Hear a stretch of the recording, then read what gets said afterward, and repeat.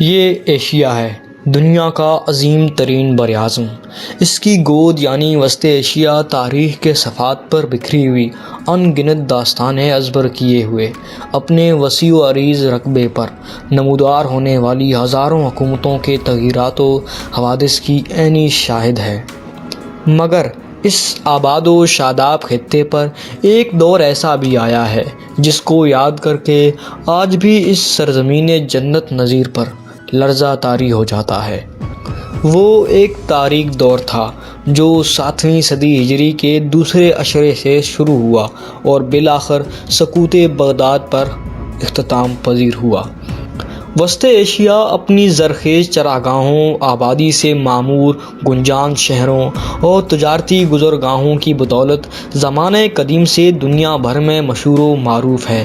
اس میں دو بڑے دریا ہیں، ایک دریائے سیہون جسے سیر دریا بھی کہا جاتا ہے اور دوسرا دریائے جھوں جو آج دریائے آمو کے نام سے پہچانا جاتا ہے۔ ان دونوں دریاؤں کا درمیانی حصہ جو اپنی سرسبزی و شادابی میں لاسانی ہونے کے ساتھ ساتھ مردم خیزی میں بھی ہمیشہ سے نمایاں رہا ہے، یہاں سمرقند کا مشہور شہر واقع ہے۔ یہاں امام بخاری رحمۃ اللہ علیہ کا شہر بخارا آباد ہے۔ دریائے جھوں کے افغانستان سے ملنے والے کنارے کو دیکھیں تو سامنے سنن الترمذی کے موقف امام ابو عیسیٰ ترمذی رحمۃ اللہ علیہ کا شہر ترمذ دکھائی دے گا۔ اس مختصر سی سیر کے بعد آئیے اپنے اصل مقصد کی طرف چلیں۔ دریائے جھوں کے کنارے کنارے شمال کی طرف بڑھتے جائیں تو موجودہ جمہوریہ ازبکستان کی شمال مغربی سرحد پر اورگنج نامی شہر نظر آئے گا۔ یہیں اورگنج کئی صدیوں قبل خوارزم نامی ایک ریاست کا پایہ تخت تھا۔ السلام علیکم دوستوں، میں ہوں طاہر علی اور آپ دیکھ رہے ہیں HK دنیا۔ منگولوں سے لڑنے والی خوارزم سلطنت کیسے وجود میں آئی، آج ہم آپ کو یہی داستان بتائیں گے۔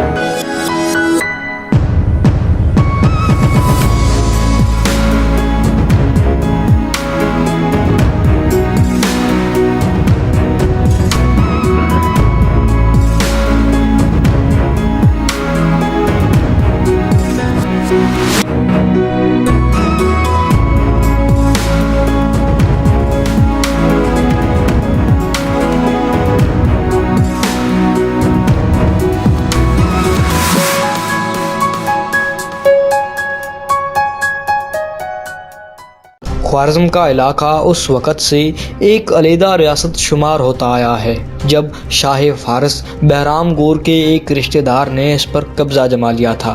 زمانہ قدیم ہی سے خوارزم کے ہر حکمران کو خوارزم شاہ کہا جاتا تھا۔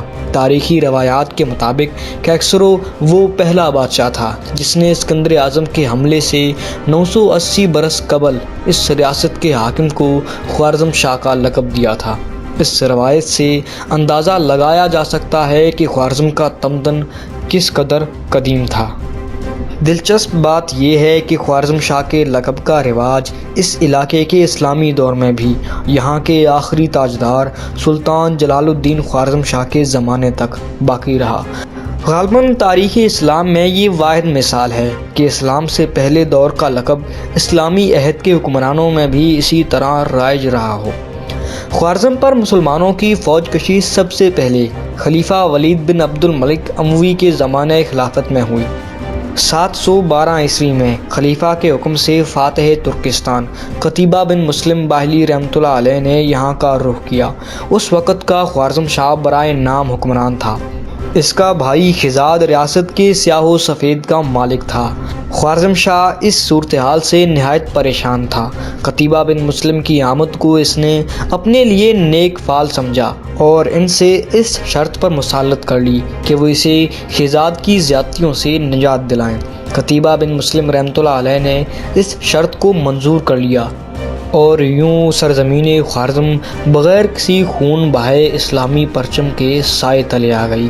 یہاں کے باشندوں نے جوک در جوک اسلام قبول کیا اور بہت جلد یہ پورا خطہ اسلام کے نور سے جگمگانے لگا۔ زمانہ قدیم میں ریاست خوارزم کے دو دارالحکومت تھے۔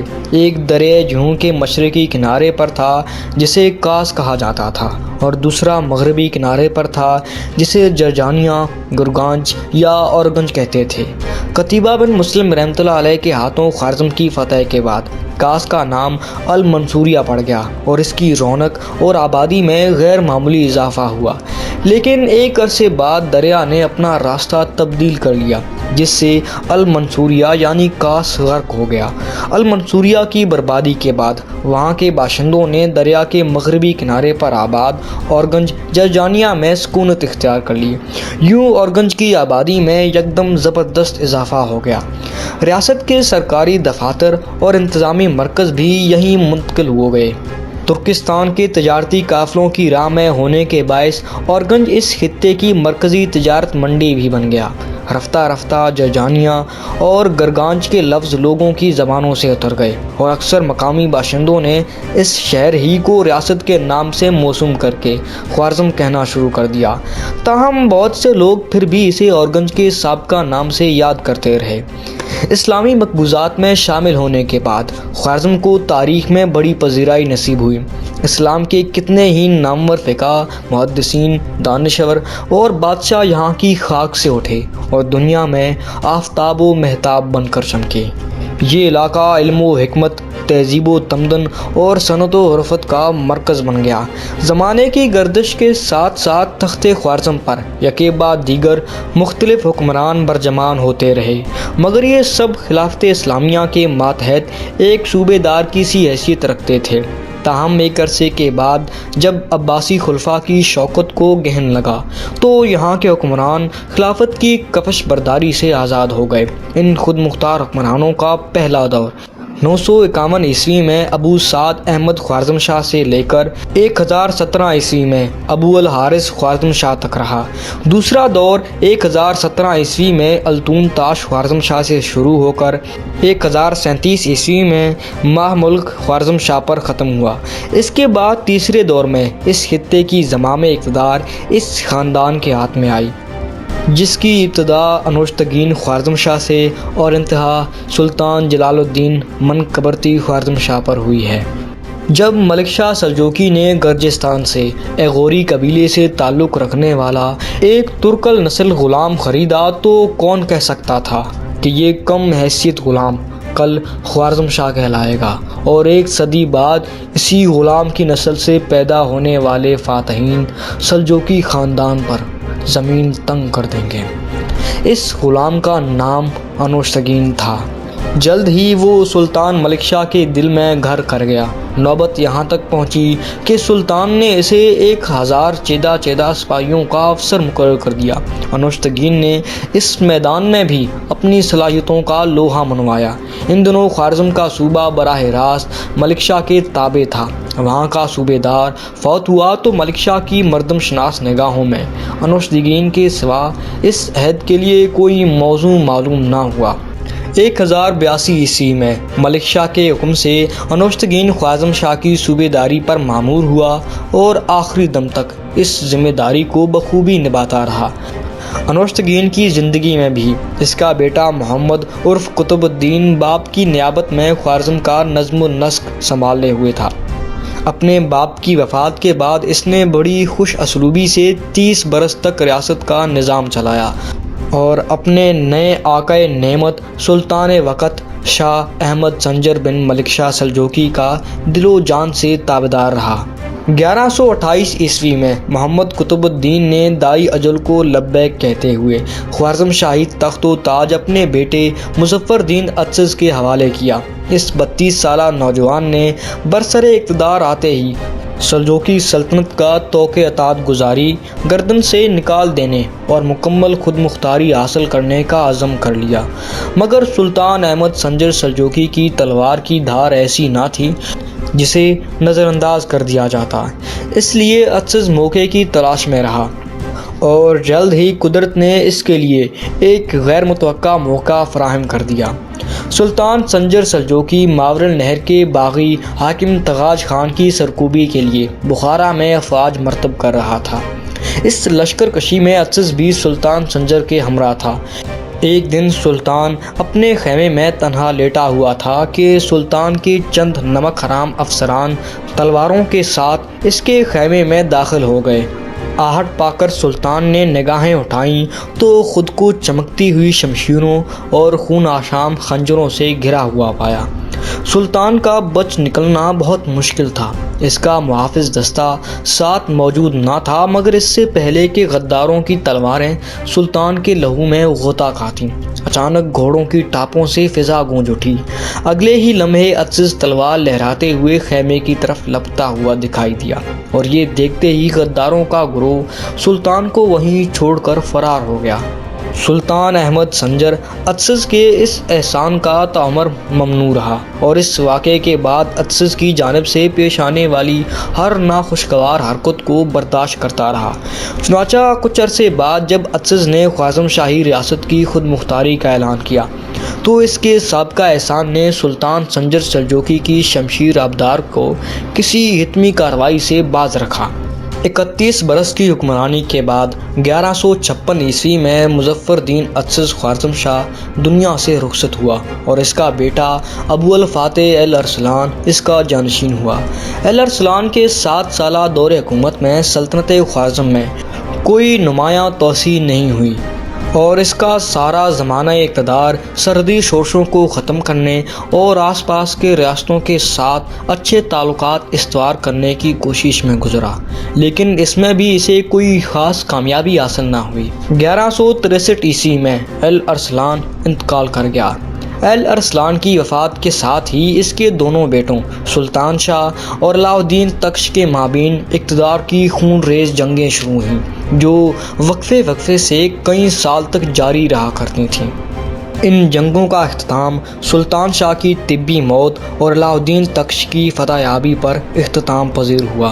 خانہ جنگی کے اس دور میں دارالحکومت اورگنج پر مستقل قبضہ تخش ہی کا رہا تھا، اگرچہ ایک مختصر عرصے کے لیے سلطان شاہ کو بھی یہاں تسلط حاصل ہو گیا، مگر یہ تسلط عارضی تھا۔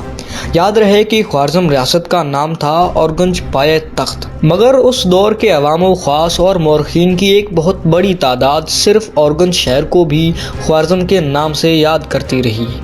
سلطان شاہ کی موت تک علاء الدین تخش کو چین سے بیٹھنا نصیب نہ ہو سکا۔ علاء الدین تخش نے پہلی بار باضابطہ طور پر اپنے نام کے ساتھ سلطان کا لقب استعمال کیا، اب جبکہ وہ اپنے آباء و اجداد کی وسیع و عریض سرزمین کا فرما رواں بن چکا تھا۔ اس کی تمام تر توجہ بیرونی فتوحات کی طرف مبذول ہو گئی۔ خوارزم کا انتظام سنبھالتے ہی سلطان علاء الدین تخش نے ریاستی حدود کے اضافے پر توجہ دی۔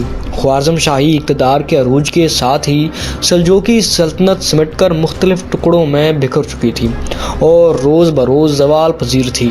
عراق میں تغرل ثانی سلجوق اقتدار کا آخری نمائندہ تھا۔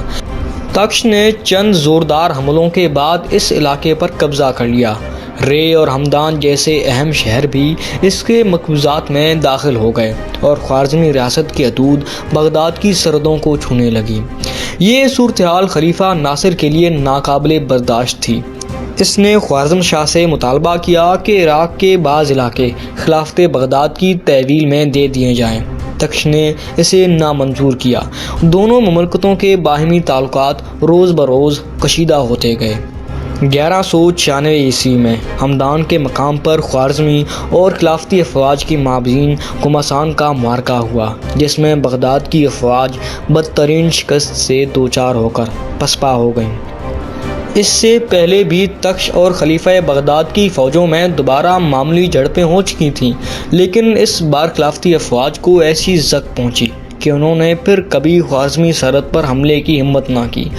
خلیفہ ناصر کا مزاج درست کرنے کے بعد تخش نے ترکان خطا کی سرکوبی کا ارادہ کیا۔ ترکان خطا کارا خطائیوں کو کہا جاتا تھا۔ بلا شبہ یہ ایک دشوار تر جنگی مہم تھی، مگر تخش میں حوصلے کی کمی نہ تھی۔ چونکہ خوارزمی و غوری حکمرانوں کے تعلقات اب تک کشیدہ رہے تھے اور ترکان خطا جیسے مشترکہ دشمن کے مقابلے میں کامیابی کے لیے دونوں درباروں کا اتحاد ضروری تھا، سو تخش نے اس ضرورت کا لحاظ کرتے ہوئے غیاث الدین غوری کے ساتھ مصالحت کر لی۔ غیاث الدین غوری کے مشورے سے تخش نے خلیفہ بغداد سے تعلقات بہتر بنانے کی کوشش بھی شروع کی۔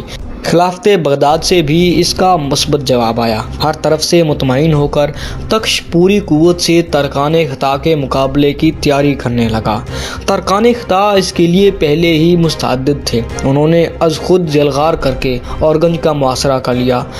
تخش کی افواج نے فصیل بند ہو کر اس دلیری سے مقابلہ کیا کہ ترکان خطا کی بڑی تعداد ماری گئی اور باقی ماندہ نے پسپائی اختیار کی۔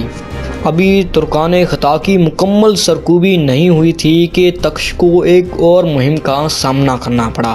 خوارزمی ریاست موجودہ جمہوریہ ایران کے اکثر علاقے پر محیط ہو چکی تھی۔ شمال مغرب میں اس کا آخری اہم شہر قزوین تھا۔ قزوین سے دشوار گزار سلسلہ کو میں ایک ناقابل تسخیر فلک بوس پہاڑ پر حسن الصبا کے پیروکاروں کا مرکز قلعہ الموت واقع تھا۔ حسن صبا کا تعلق اسماعیلی فرقے سے تھا۔ یہ وہ فرقہ ہے جس کے پیروکار 6 صدی ہجری کے وسط تک مصر پر قابض رہے، جہاں سلطان صلاح الدین ایوبی رحمۃ اللہ علیہ نے ان کا تختہ الٹا۔ اس نے بڑی حد تک اسماعیلی عقائد و اعمال میں ترامیم اور تغیرات کر کے مذہب کو ایک نئے رنگ میں پیش کیا۔ اس کے داعی پورے ایران و ترکستان میں پھیل گئے۔ قلعہ الموت ان کی سرگرمیوں کے لیے نہایت محفوظ علاقہ تھا۔ قلعے کے آس پاس کے کوہستانی سلسلے میں انہی لوگوں کا راج تھا۔ حسن الصبا نے قلعہ الموت کے ارد گرد پھیلے ہوئے سرسبز و شاداب کے حصار میں کئی میل پر پھیلی ہوئی ایک مصنوعی جنت تعمیر کروائی تھی۔ حسن الصبا کے کچھ مخصوص لوگ تھے جو اس کے لیے کچھ بھی کر سکتے تھے۔ یہ لوگ فدائین یا فدائی کہلاتے تھے۔ انہیں خنجر زنی کی خاص مشق کرا کے دنیا کے اہم سیاسی و عسکری مراکز میں بطور جاسوس مقرر کر دیا جاتا۔ حسن کا اشارہ ملتے ہی بڑے بڑے جرنیل، امراء اور سلاطین فدائی خنجر کی بھیڑ چڑھ جاتے۔ حسن الصبا کی ان سرگرمیوں کا نتیجہ یہ نکلا کہ تمام دنیا کے درباروں پر اس کی ہیبت چھا گئی اور اس کا ہر مطالبہ تسلیم کیا جانے لگا۔ دوستوں، اگر آپ حسن الصبا کی اس تحریک کے بارے میں جاننا چاہتے ہیں تو اوپر دیے کارڈ پر کلک کریں۔ 1124 عیسوی میں حسن الصبا مر گیا، لیکن اس کے فدائی حملہ وروں نے اس کا مشن جاری رکھا۔ سلطان تخش نے اس فتنے کو انجام تک پہنچانے کا فیصلہ کیا اور ایک لشکر جرار لے کر الموت کا رخ کیا، مگر طویل محاصرے کے بعد بھی قلعہ الموت ناقابل تسخیر رہا۔ تاہم تخش نے ان کا ایک اور قلعہ بزور شمشیر فتح کر لیا۔ کچھ عرصے بعد فدائیوں نے ترشیز میں اپنا ایک نیا مرکز بنا لیا اور یہاں پھر سے اپنی سرگرمیاں جاری رکھیں۔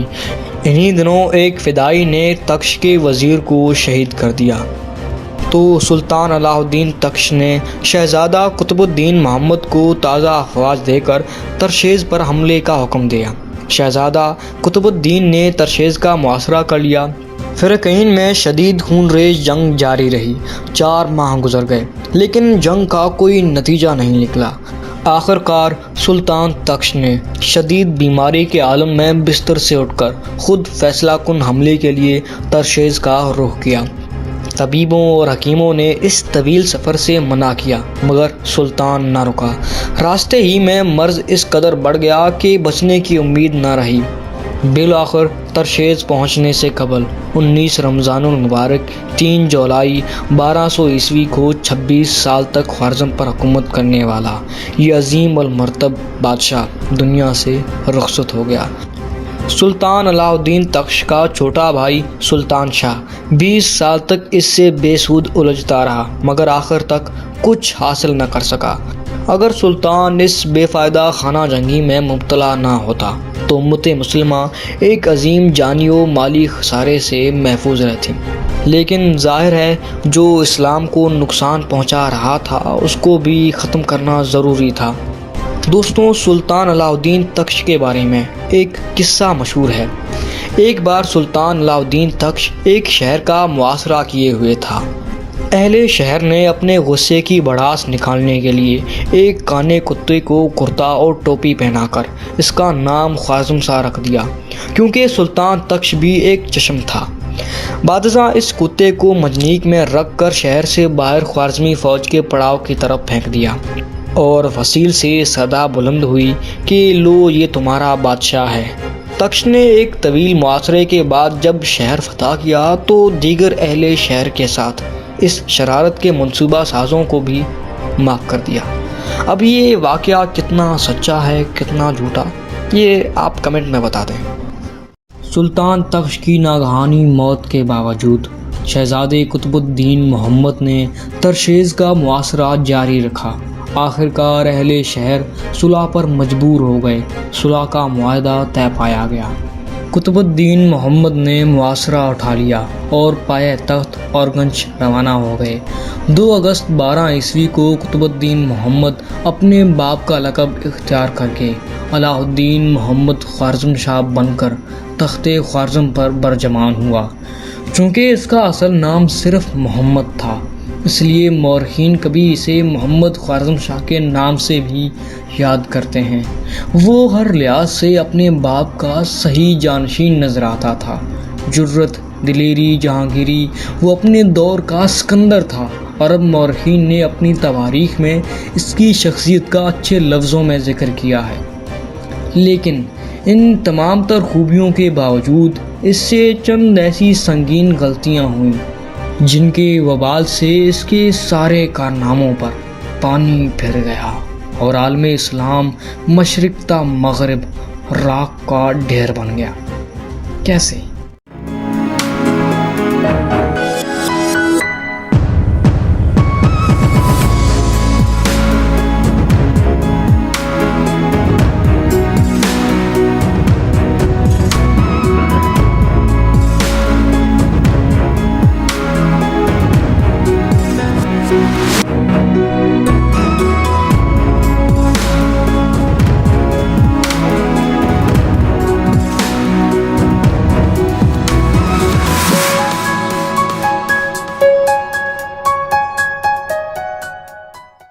علاء الدین محمد کے برسر اقتدار آتے ہی آس پاس کی ریاستوں نے اسے ناتجربہ کار گمان کر کے خوارزم پر چڑھائی کے منصوبے بننے شروع کر دیے۔ حاکم افغانستان غیاث الدین غوری نے سابقہ صلح نامے کا خیال نہ کرتے ہوئے حملہ کر کے خوارزمی سلطنت کے شہروں نسا، مرو اور سرخس پر قبضہ کر لیا۔ اس کے بعد طوس اور نشا پر یلغار کر کے انہیں بھی غوری سلطنت میں شامل کر لیا۔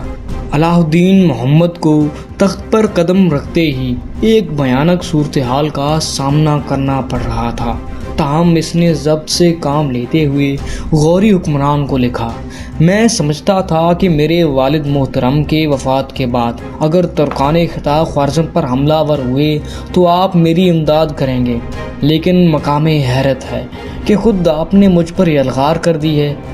یہ مردانگی کے خلاف ہے۔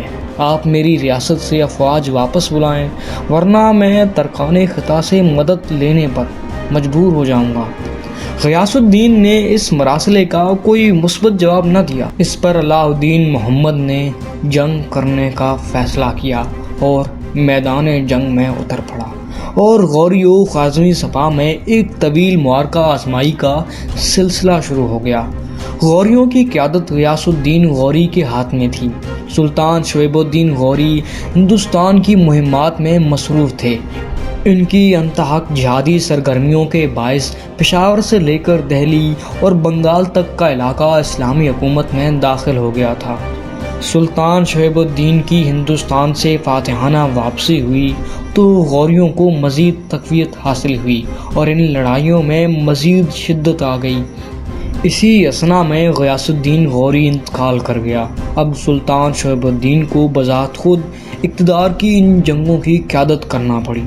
ایک فیصلہ کن مقابلے کے لیے جنگی ہاتھیوں پر مشتمل لشکر جرار لے کر سلطان شعیب الدین خوارزم کے پایہ تخت پر حملہ ور ہوئے۔ خوارزمی فوج نے خود شہر بند ہو کر عقب سے دریائے جیوں کی اس نہر کا بند کاٹ دیا، جس کے کنارے غوری افواج خیمہ زن تھی۔ غوری افواج کے پڑاؤ کا میدان ایک بڑی جھیل میں تبدیل ہو گیا اور غوری افواج کو اس سے نکلنے ہی میں 40 دن صرف ہو گئے۔ اس غیر متوقع صورتحال کے بعد سلطان شعیب الدین اپنی افواج کو لے کر واپس ہو گئے۔ راستے میں خوارزمی افواج کے چھاپہ مار دستوں اور ترکان خطا کی چیرہ دستیوں نے اس کی بہت کم فوج کو زندہ سلامت وطن واپس پہنچانے دیا۔ 1206 عیسوی میں سلطان شہاب الدین پھر ہندوستان کی مہم پر نکلے۔ اس دوران وہ دریائے جہلم کے کنارے آرام کر رہے تھے کہ اچانک ایک فدائی کے خنجر نے انہیں شہادت سے ہمکنار کر دیا۔ ابن کثیر کے بقول ان کی تاریخ شہادت 1 شعبان 602 ہجری تھی۔ سلطان شہاب الدین غوری کی شہادت غور کی نوخہ سلطنت کے خاتمے کا پیش خیمہ ثابت ہوئی۔ 1208 عیسوی میں علاء الدین محمد نے غوریوں کا سب سے مضبوط گڑھ ہرات فتح کر لیا اور اسی سال غوری خاندان کے آخری حکمراں غیاث الدین محمود کو قتل کر کے غور اور فیروز کو پر بھی قبضہ کر لیا۔ اس طرح خوارزمی سلطنت کی جنوب مشرقی حدود موجودہ افغانستان کی جنوبی سرحدوں سے بڑھ کر دریائے سندھ کے کنارے تک پھیل گئیں اور عظیم غوری سلطنت ورثہ پنجاب کے حدود میں سمٹنے پر مجبور ہو گئے۔ غوری خاندان کے خلاف 10 سال کی مسلسل جنگجوئی سے فارغ ہو کر محمد خوارزم شاہ نے اپنے باپ سلطان تخش کی اس مہم کو پایہ تکمیل تک پہنچانے کا عزم کیا جو اس نے ترکان خطا کے خلاف شروع کی تھی۔ غوریوں سے نبرآزمائی کے زمانے میں محمد خوارزم شاہ ترکان خطا سے صلح کر کے ان کو خراج ادا کرتا رہا۔ یہ ایک سیاسی چال تھی۔ اب فیصلہ کن ٹکراؤ کا وقت آ چکا تھا۔ علاء الدین محمد نے افواج مرتب کر کے مشرق کی طرف بخارا کا رخ کیا، جہاں کی مسلم اکثریت ترکان خطا کے ظلم و ستم سے بلبلا رہی تھی۔ اہل شہر نے سلطان علاء الدین محمد کی آمد کو نعمت خداوندی جان کر اظہار اطاعت کیا اور شہر بغیر مزاحمت کے فتح ہو گیا۔ اس کے بعد خوارزمی افواج سمرقند کی طرف روانہ ہو گئی۔ یہاں ترکان خطا کی طرف سے مقرر کردہ کٹ پتلی مسلمان حاکم عثمان خان نے جو خانِ خانان کہلاتا تھا بلا روک ٹوک شہر خوارزم شاہ کے حوالے کر دیا۔ مورخ ابن خلدون کے مطابق اس وقت ان کا بادشاہ تنیکو تراز نامی ایک جنگجو بوڑھا تھا جس کی عمر 100 سال سے زائد تھی۔ وہ تجربہ کار تھا، ہر جنگ میں فتح یاب ہوتا آیا تھا، یہاں تک کہ سلطان سنجر سلجوقی اور سلطان شہاب الدین غوری جیسے فاتحین بھی اس سے شکست کھا چکے تھے۔ اب وہ اپنا ٹڈی دل لشکر لے کر از خود خوارزمی افواج پر حملے کے لیے بڑھا۔ علاء الدین محمد نے بھی دریائے جہلم عبور کر کے پیش قدمی کی۔ ربیع الاول 606 ہجری میں دونوں لشکر ایک صحرا میں آمنے سامنے ہوئے۔ سلطان علاء الدین کے اشارے پر مسلمانوں نے حملہ کر دیا۔ گھمسان کی لڑائی کے بعد ترکان خطا کے قدم اکھڑ گئے، ان کے بے شمار فوج تباہ و برباد ہو گئے۔ خود شاہ تنیکو تراز زخمی ہو کر گر پڑا۔ ایک مجاہد جو اسے جانتا نہ تھا بجلی کی طرح لبکا۔ وہ اس کا سر اڑانے ہی والا تھا کہ تارا خطائی کے افراد میں سے ایک نے چلا کر کہا، اسے قتل مت کرو، یہ ہمارا بادشاہ تنیکو ہے۔ سپاہی اسے گرفتار کر کے سلطان علاء الدین محمد کے پاس لے گیا۔ یہ ایک بے مثال فتح تھی جس نے ترکان خطا کی کمر توڑ کر رکھ دی۔ سلطنت خوارزم میں فتح یابی کا جشن منایا گیا۔ درباری منشیوں نے ملک بھر میں نشر کرنے کے لیے فتح نامے تحریر کیے اور ان میں علاء الدین محمد خوارزم شاہ کو سکندر ثانی کے لقب سے یاد کیا۔ سلطان کو جب معلوم ہوا تو انہوں نے کہا، سکندر کے دور حکومت کی بنسبت سلطان سنجر کا زمانہ زیادہ طویل تھا، بہتر ہوگا کہ نیک فالی کے طور پر اس کے ساتھ سنجر کا لقب بھی بڑھا لیا جائے۔ اس دن سے عمرِ سلطنت علاء الدین محمد کو سنجر ثانی اور سکندر ثانی کے القاب سے یاد کرنے لگے۔ کچھ معلومات کے مطابق تنیکو تراز نے اسلام قبول کر لیا تھا اور خوارزم شاہ اسے عزت و احترام سے اپنے پاس بٹھاتا تھا۔ تنیکو تراز 45 بڑی جنگیں لڑ چکا تھا۔ خوارزم شاہ اس سے ان معرکوں کی داستانیں بڑی دلچسپی سے سنتا تھا۔ ایک بار اس نے پوچھا، تم نے اتنے معرکوں میں شرکت کی اور اتنے بادشاہوں کو شکست دی، ان میں سب سے زیادہ دلیر اور مضبوط کسے پایا؟ تو تنیکو نے جواب دیا، شہاب الدین غوری سے زیادہ بہمت، دلیر اور مضبوط میں نے کسی کو نہیں پایا۔ اگر اس کا لشکر تازہ دم ہوتا تو میں اسے کبھی شکست نہ دے سکتا تھا، مگر اس کا لشکر قلیل اور گھوڑے تھکے ماندہ تھے، جس کے باعث میں جیت گیا۔ تو خوارزم شاہ نے جواب دیا کہ تم سچ کہتے ہو۔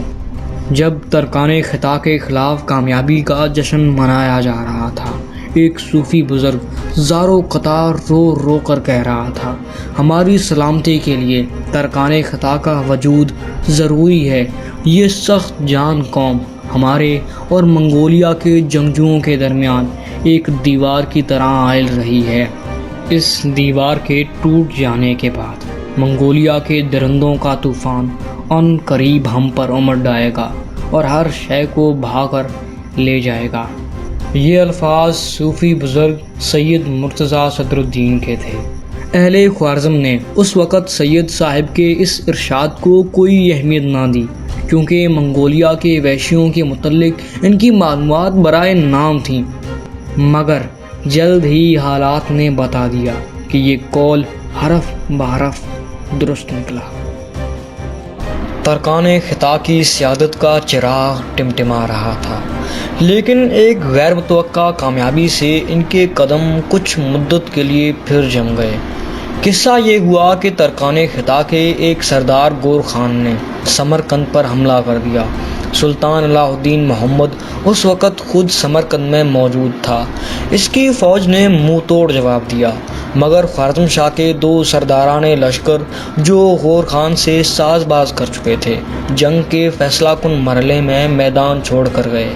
سلطان کی وفادار فوج کی تعداد اس وقت اتنی نہ تھی کہ وہ جم کر لڑ سکتے تھے، تو اسے پسپا ہونا پڑا۔ بہت سے خوارزمی افسران دشمن کے ہاتھوں گرفتار ہو گئے۔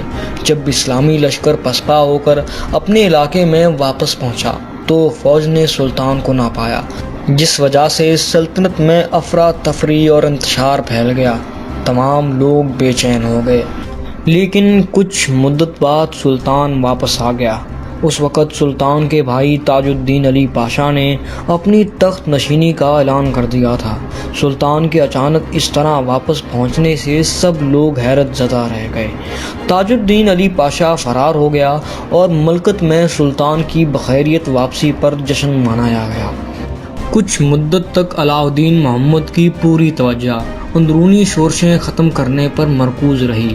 جلد ہی اس نے صورتحال پر قابو پا لیا۔ تاج الدین علی پاشا کو گرفتار کر لیا گیا اور سلطان نے بغاوت کے جرم میں اس کو قتل کر دیا۔ بعد ازاں سلطان کی فوجوں نے فارس، شمالی ایران، خراسان اور عراق کے کوہستانی اضلاع میں مسلسل کامیابیاں حاصل کی۔ ہمدان، اصفہان، شیراز، کم اور بالاد جبل کا تمام علاقہ بھی خوارزمی حکومت میں شامل ہو گیا۔ چینی ترکستان مشرق میں خوارزم کی آخری حدود کے ساتھ لگتا تھا۔ کاشغر یہاں کا دارالحکومت تھا۔ یہاں اگرچہ مسلمانوں کی بھی کثیر آبادی تھی، مگر اقتدار چینی ترک قبائل کے پاس تھا۔ ان دونوں میں سے ایک سردار کشلوق خان نے غیر معمولی طاقت حاصل کر لیا تھا۔ اس جنگجو سردار نے خوارزم شاہ کے ہاتھوں ترکان خطا کی شکستوں سے فائدہ اٹھا کر ترکان خطا کے باقی ماندہ علاقوں پر حملے شروع کر دیے۔ اس صورتحال میں ترکان خطا نے اپنی بقا کے لیے خوارزم شاہ سے اتحاد کرنا چاہا اور اس سے درخواست کی کہ وہ اپنا لشکر لے کر کشلوق خان پر حملہ کر دے، لیکن کشلوق خان خوارزم شاہ کو پہلے ہی ترکان خطا کے خلاف مشترکہ جنگ چھیڑنے کی پیشکش کر چکا تھا، کیونکہ دونوں حکمران ترکان خطا سے بالکل پریشان تھے۔ چنانچہ دونوں اس قصے کو ہمیشہ کے لیے نمٹانے کے لیے تیار ہو گئے۔ طے شدہ منصوبے کے مطابق کشلوق خان اپنا ٹڈی دل لشکر لے کر ترکان خطا کے مقبوضات کی طرف بڑھا۔ ترکان خطا بھی اپنی تمام تر قوت یکجا کر کے اپنے سردار گور خان کی قیادت میں میدان جنگ میں صف آرا ہوئے۔ اس جنگ میں خوارزم شاہ دو طرفہ کھیل کھیل رہا تھا، اور خوارزم شاہ کا یہ کھیل اتنا کامیاب تھا کہ ترکان خطا اور کشلوق میں سے ہر ایک یہ گمان کر رہا تھا کہ خوارزمی افواج ان کے ساتھ ہیں۔ تاہم جنگ چھڑی تو ترکان خطا کشلوق خان کے لشکر کے سامنے نہ جم سکے اور پسپا ہونے لگے۔ یہ دیکھ کر خوارزمی افواج نے ان پر حلہ بول دیا۔ جس کا نتیجہ یہ نکلا کہ اکثر خطائی سپاہی موت کے گھاٹ اتر گئے، ان کی رہی سہی طاقت بھی فنا ہو گئی اور انہیں دوبارہ کبھی سر اٹھانے کی ہمت نہ ہوئی۔ یوں عالم اسلام کو دیرانہ دشمن سے نجات حاصل ہوئی، جس کا سہرا سلطان صلاح الدین محمد خوارزم شاہ اور کشلوق خان کے سر جاتا ہے۔ لیکن خوارزمی سلطنت اور منگولوں کے درمیان جو دیوار تھی وہ ٹوٹ کر تباہ ہو گئی۔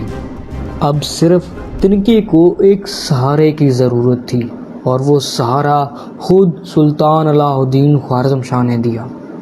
قراقرم کی یخ بستہ فضا میں گہرے سانس لیتے لیتے بوڑھا جنگجو اکتانے لگا تھا۔ وہ نت نئی مملکتیں فتح کرنے کے لیے بے چین ہو رہا تھا۔ ایک عرصے سے خون کی رنگینیاں نہ دیکھنے کے باعث اس کی شفاق طبیعت بے کیف ہو رہی تھی۔ ایک دن اس نے اپنے قدیم رفیق ڈیگوری نویان سے پوچھا، سب سے زیادہ مسرت انگیز چیز کیا ہے؟ اس نے جواب دیا، کھلے میدان میں شہ سواری کرنا، جبکہ ہاتھ پر سدھایا ہوا باز بیٹھا ہو اور شکار کا تعاقب جاری رہو۔ چنگیز خان نے نفی کرتے ہوئے کہا، نہیں، بلکہ میرے لیے خوشی کی بات یہ ہے کہ دشمن کو پاؤں تلے رونتا جاؤں، انہیں قدموں میں جھکاؤں، ان کے مال و دولت پر قبضہ کرتا جاؤں اور مفتوا قوم کی عورتوں کی آنکھوں سے آنسوؤں کی لڑیاں بہتی دیکھوں، تب مزہ آئے گا۔ بغداد کی مہم سے واپسی پر علاء الدین محمد خوارزم شاہ سمرقند میں ٹھہرا ہوا تھا کہ چنگیز خان کی جانب سے بھیجا گیا ایک سفارتی وفد اس کے پاس پہنچا۔ یہ 1218 عیسوی کا قصہ ہے۔ تاتاری سفیر خوارزم شاہ کے حضور پیش کیے گئے۔ تاتاری سفیر نے کہا، خان اعظم نے آپ کو سلام کہا ہے اور یہ پیغام دیا ہے، مجھے تمہاری قوت، تمہاری سلطنت کی عظمت اور فتوحات کی وسعت کا علم ہوا ہے۔ اس پر میں تم سے مصالحت ضروری سمجھتا ہوں اور تمہیں اپنے بیٹے کی مانند عزیز سمجھتا ہوں۔ تم سے بھی یہ بات پوشیدہ نہیں ہوگی کہ میں چین پر قابض ہو چکا ہوں۔ کئی ترک اقوام میرے تابع ہیں۔ اب مجھے مزید فتوحات کی کوئی طلب نہیں۔ میری رائے یہ ہے کہ میرا اور تمہارا باہمی مفاد اسی میں ہے کہ ہم آپس میں صلح کا معاہدہ کر کے تجارتی تعلقات کو فروغ دیں۔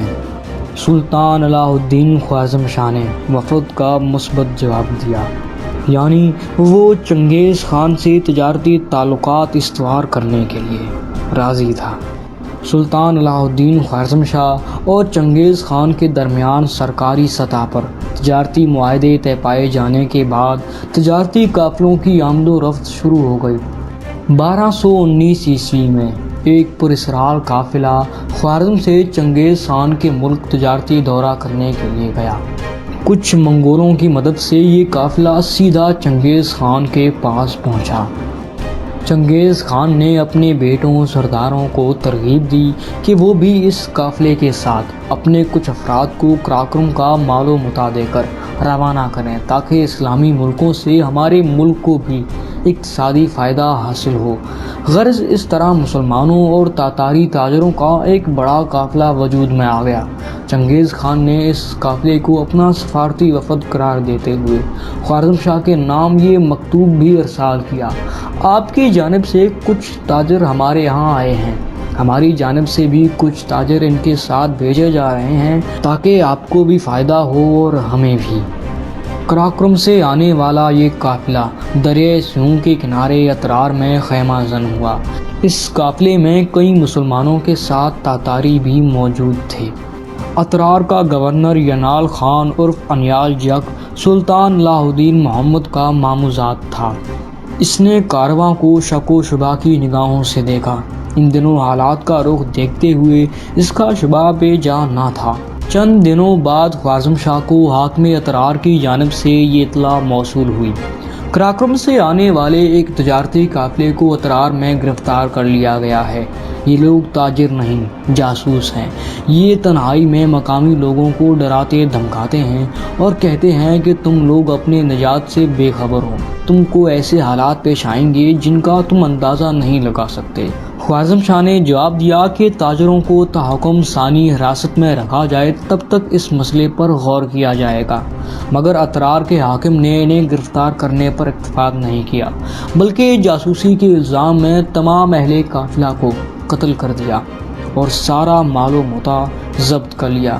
اہل قافلہ میں سے ایک شخص جو اونٹوں کی رکھوالی پر متعین تھا، چپکے سے فرار ہونے میں کامیاب ہو گیا اور چھپتا چھپتا خوارزمی سرحد سے نکل گیا۔ کئی ماہ بعد وہ مارا پھرتا ہوا کسی طرح قراقرم پہنچ گیا اور چنگیز خان کو اس کارروائی سے آگاہ کیا۔ چند ماہ بعد مملکت تاتار کے قاصد چنگیز خان کا مراسلہ لے کر خوارزم شاہ کے آستانے پر پہنچ چکے تھے۔ وفد نے خوارزم شاہ سے اصرار کیا کہ اترار کے گورنر کو چنگیز خان کے حوالے کر دیا جائے، ورنہ جنگ کے لیے تیار ہو جائے، لیکن سلطان علاء الدین خوارزم شاہ نے حکم دیا کہ قاصد کو قتل کر دیا جائے اور اس کے ساتھیوں کی داڑیاں منڈوا کر انہیں واپس بھیج دیا جائے، اور اس نے چنگیز خان کے نام ایک پیغام بھی بھیجا کہ چنگیز خان کو میرا پیغام پہنچا دو کہ خود تیرے مقابلے کے لیے میں پیش قدمی کروں گا، اگر تو دنیا کے آخری کونے میں بھی چلا جائے تب بھی تجھے سزا دے کر رہوں گا اور تیرا وہیں حشر کروں گا جو میں نے تیرے ساتھیوں کا کیا ہے۔ یوں وہ ہولناک تباہی جو عام حالات میں ملتوی ہو سکتی تھی، اس غیر شریفانہ اقدام کی بدولت یکدم سر پر آ گئی۔ جس طوفان نے چینی سلطنت کو تباہ و برباد کر دیا تھا، اب اس کا رخ خوارزمی سلطنت کی طرف تھا۔ خوارزمی سلطنت بہت جلد ہی تباہ ہونے والا تھا۔ قاصد کے قتل کے بعد تاتاری وفد کے دیگر ارکان خورشیدہ چہروں کے ساتھ صحرا گوبی واپس پہنچے۔ چنگیز خان نے انہیں اس حال میں دیکھا تو غم و غصے سے کانپنے لگا۔ اپنے سفیر کے قتل کی خبر سن کر اس کے تن بدن میں آگ لگ گئی، اس کا وجود سراپائے انتقام بن گیا۔ وہ اس پہاڑی پر چڑھ گیا جسے وہ تینگری کا مرکز تصور کرتا تھا۔ یہاں وہ برہنہ سر ہو کر اپنے مفروضہ معبود کے سامنے سجدہ ریز ہو گیا۔ 3 دن رات اسی طرح گزر گئے۔ آخر اس نے اعلان کیا، جس طرح آسمان پر 2 سورج نہیں چمک سکتے، اسی طرح زمین میں بھی 2 شہنشاہ نہیں ہوں گے۔ اس کے بعد اس نے برق رفتار قاصد بھیج کر خوارزم شاہ کو ان الفاظ میں اعلان جنگ سنایا: تو نے جنگ پسند کی ہے، اب جو ہوگا سو ہوگا، اور کیا ہوگا ہمیں معلوم نہیں، معلوم ہے تو صرف خدا کو۔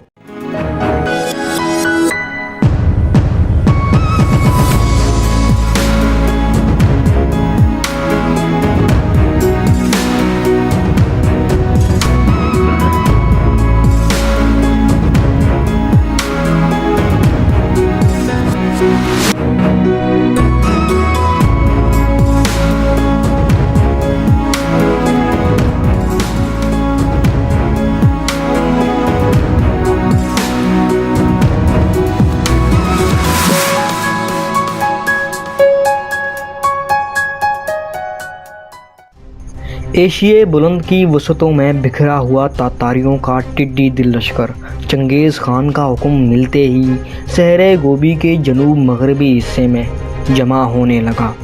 10,000 سپاہیوں پر مشتمل ایک بڑا دستہ تومان کہلاتا تھا۔ ایسے 20 تومان یہاں جمع ہو کر کوچ کی تیاریاں کرنے لگے۔ ستمبر 1219 کے موسم خزاں میں اس سیلاب نے صحرا گوبی سے نکل کر جھیل بیکال کے ساتھ ساتھ مغرب کی طرف سفر شروع کیا۔ یہاں سے خوارزم کی سرحد 3 ماہ کی مسافت پر تھی اور یہ سارا راستہ مکمل طور پر غیر آباد تھا۔ سردیاں شروع ہوتے ہی زور و شور سے برف باری ہونے لگی۔ موسم اس قدر خطرناک تھا کہ اگر پہلے سے مکمل انتظامات نہ ہوتے تو شاید سارا لشکر انہی طوفانوں کی نظر ہو جاتا، مگر تاتاریوں کا قائد اس قسم کی ناگہانی آفتوں کا بندوبست کر کے چلا تھا۔ ان کے ساتھ رہبر، طبیب، اسلحہ ساز، تاجروں کا روپ دھارے ہوئے جاسوس، حتیٰ کہ مفتوحہ شہروں کا انتظام سنبھالنے کے لیے پڑھے لکھے افراد بھی تھے۔ چنگیز خان موقع پر ان سب سے کام لینے والا تھا۔ ہر طرف برف کی چادر پھیلی ہوئی تھی۔ تاتاری برف کی چٹانیں کاٹ کاٹ کر راستہ بناتے رہے۔ خوراک کی قلت کے باعث بعض اوقات یہ جنگجو اپنے گھوڑوں کی رگیں کاٹ کر خون چوس لیتے، پھر رگوں کو ٹانکے لگاتے تھے۔ چنگیز خان نے کئی مصلحتوں کو پیش نظر رکھتے ہوئے یہاں لشکر کو 2 حصوں میں تقسیم کر دیا۔ اس نے اپنے بڑے بیٹے جوجی کو 20,000 سپاہی دیتے ہوئے اسے اس قدیم راستے پر روانہ کر دیا جو خوارزم کی شمال مشرقی سرحد کو جا رہا تھا۔ چنگیز خان کا اندازہ تھا کہ خوارزم شاہ اسی سمت سے حملے کا خطرہ محسوس کر رہا ہوگا اور اپنا سارا لشکر لے کر اسی جانب سے پیش قدمی کرے گا، لہٰذا مملکت کا وسطی حصہ اور پہلو خالی ہوں گے۔ چنگیز خان نے جوجی کو ہدایت کی کہ وہ خوارزم شاہ کی اس غلط فہمی کو پختہ کرنے کے لیے تیزی سے اس کی شمال مشرقی سرحد پر جا پہنچے اور اسے اس محاذ پر مصروف رکھے۔ اس مدت میں چنگیز خان غیر متوقع راستے سے ہوتے ہوئے بخارا کا محاصرہ کرنا چاہتا تھا۔ جوجی جنوب کی طرف مڑ کر 7,000 فٹ بلند دروں سے گزرنے کے بعد وسطی ایشیا کو جانے والے قدرتی راستے تک پہنچ گیا۔ کوہ تیان شان سے گزرنے والے اس راستے پر وہ تیزی سے خوارزمی سرحد کی طرف بڑھتا گیا۔ یہ سارا راستہ شجر پوش وادیوں کی ایک طویل قطار کے درمیان بل کھاتا ہوا دریائے سیوں کی طرف جاتا تھا۔ چنگیز خان کے قاصد کو قتل کرنے کے بعد خوارزم شاہ کو یقین تھا کہ جنگ ضرور ہوگی، اس لیے وہ شمال مشرقی سرحدوں کی طرف اپنے جاسوس روانہ کر چکا تھا۔ یہ جاسوس تاتاری لشکر کے راستے میں واقع کوہستان کو عبور کر کے اس عظیم فوج کی ہوشر بااکثریت کو اپنی آنکھوں سے دیکھ کر خوارزم شاہ کے پاس پہنچے اور اپنا مشاہدہ اس کے سامنے پیش کیا۔ خوارزم شاہ نے اپنے کئی امیروں سے مشورہ مانگا تو ان کا جواب تھا، جہاں پناہ ہماری رائے یہ ہے کہ ہم دشمن کو کوہسار اور تنگ گھاٹیاں عبور کر کے دریائے سیوں کے پار آنے کا موقع دیں۔ یہ علاقے ہمارے دیکھے بھلے ہیں اور وہ ان سے ناواقف ہیں۔ یہاں ہم ان پر غالب رہیں گے اور ان میں سے کسی فرد کو بچ نکلنے کا موقع نہیں دیں گے۔ سرداران فوج کی رائے واقعی بڑی اہمیت رکھتی تھی، مگر افسوس کہ خوارزم شاہ اس سے متفق نہیں ہوا۔ اس کے نزدیک ان خانہ بدوش لٹیروں کو مغلوب کرنے کا بہترین طریقہ یہی تھا کہ خود آگے بڑھ کر حملہ کر دیا جائے۔ در حقیقت منگولیا سے اٹھنے والے تاتاری طوفان کا مقابلہ کرنے کے لیے مستحکم اور صحیح حکمت عملی اپنانے کی ضرورت تھی، مگر علاء الدین محمد خوارزم شاہ نے دور اندیشی سے کام نہیں لیا۔ وہ اپنی 3 لاکھ فوج کو ہر خطرے کے لیے ناقابل تسخیر سمجھتا تھا۔ اس نے گہری منصوبہ بندی کی جگہ چند عارضی انتظامات ضرور کیے جو بے فائدہ بلکہ مضر ثابت ہوئے۔ سب سے پہلے یہ کہ اس نے عسکری ضرورت کے لیے اپنی رعایا سے 2 سال کا ٹیکس اور خراج وصول کر لیا، اور دوسرا یہ کہ سمرقند کے گرد 35 میل طویل ایک نہایت عظیم الشان نئی فصیل تیار کرنے کا حکم دے دیا۔ منصوبہ یہ تھا کہ ضرورت پڑی تو اس مقام پر افواج جمع کر کے تاتاریوں سے لمبی مدت تک جنگ لڑی جائے گی، حتیٰ کہ دشمن تھک کر پسپا ہو جائے گا۔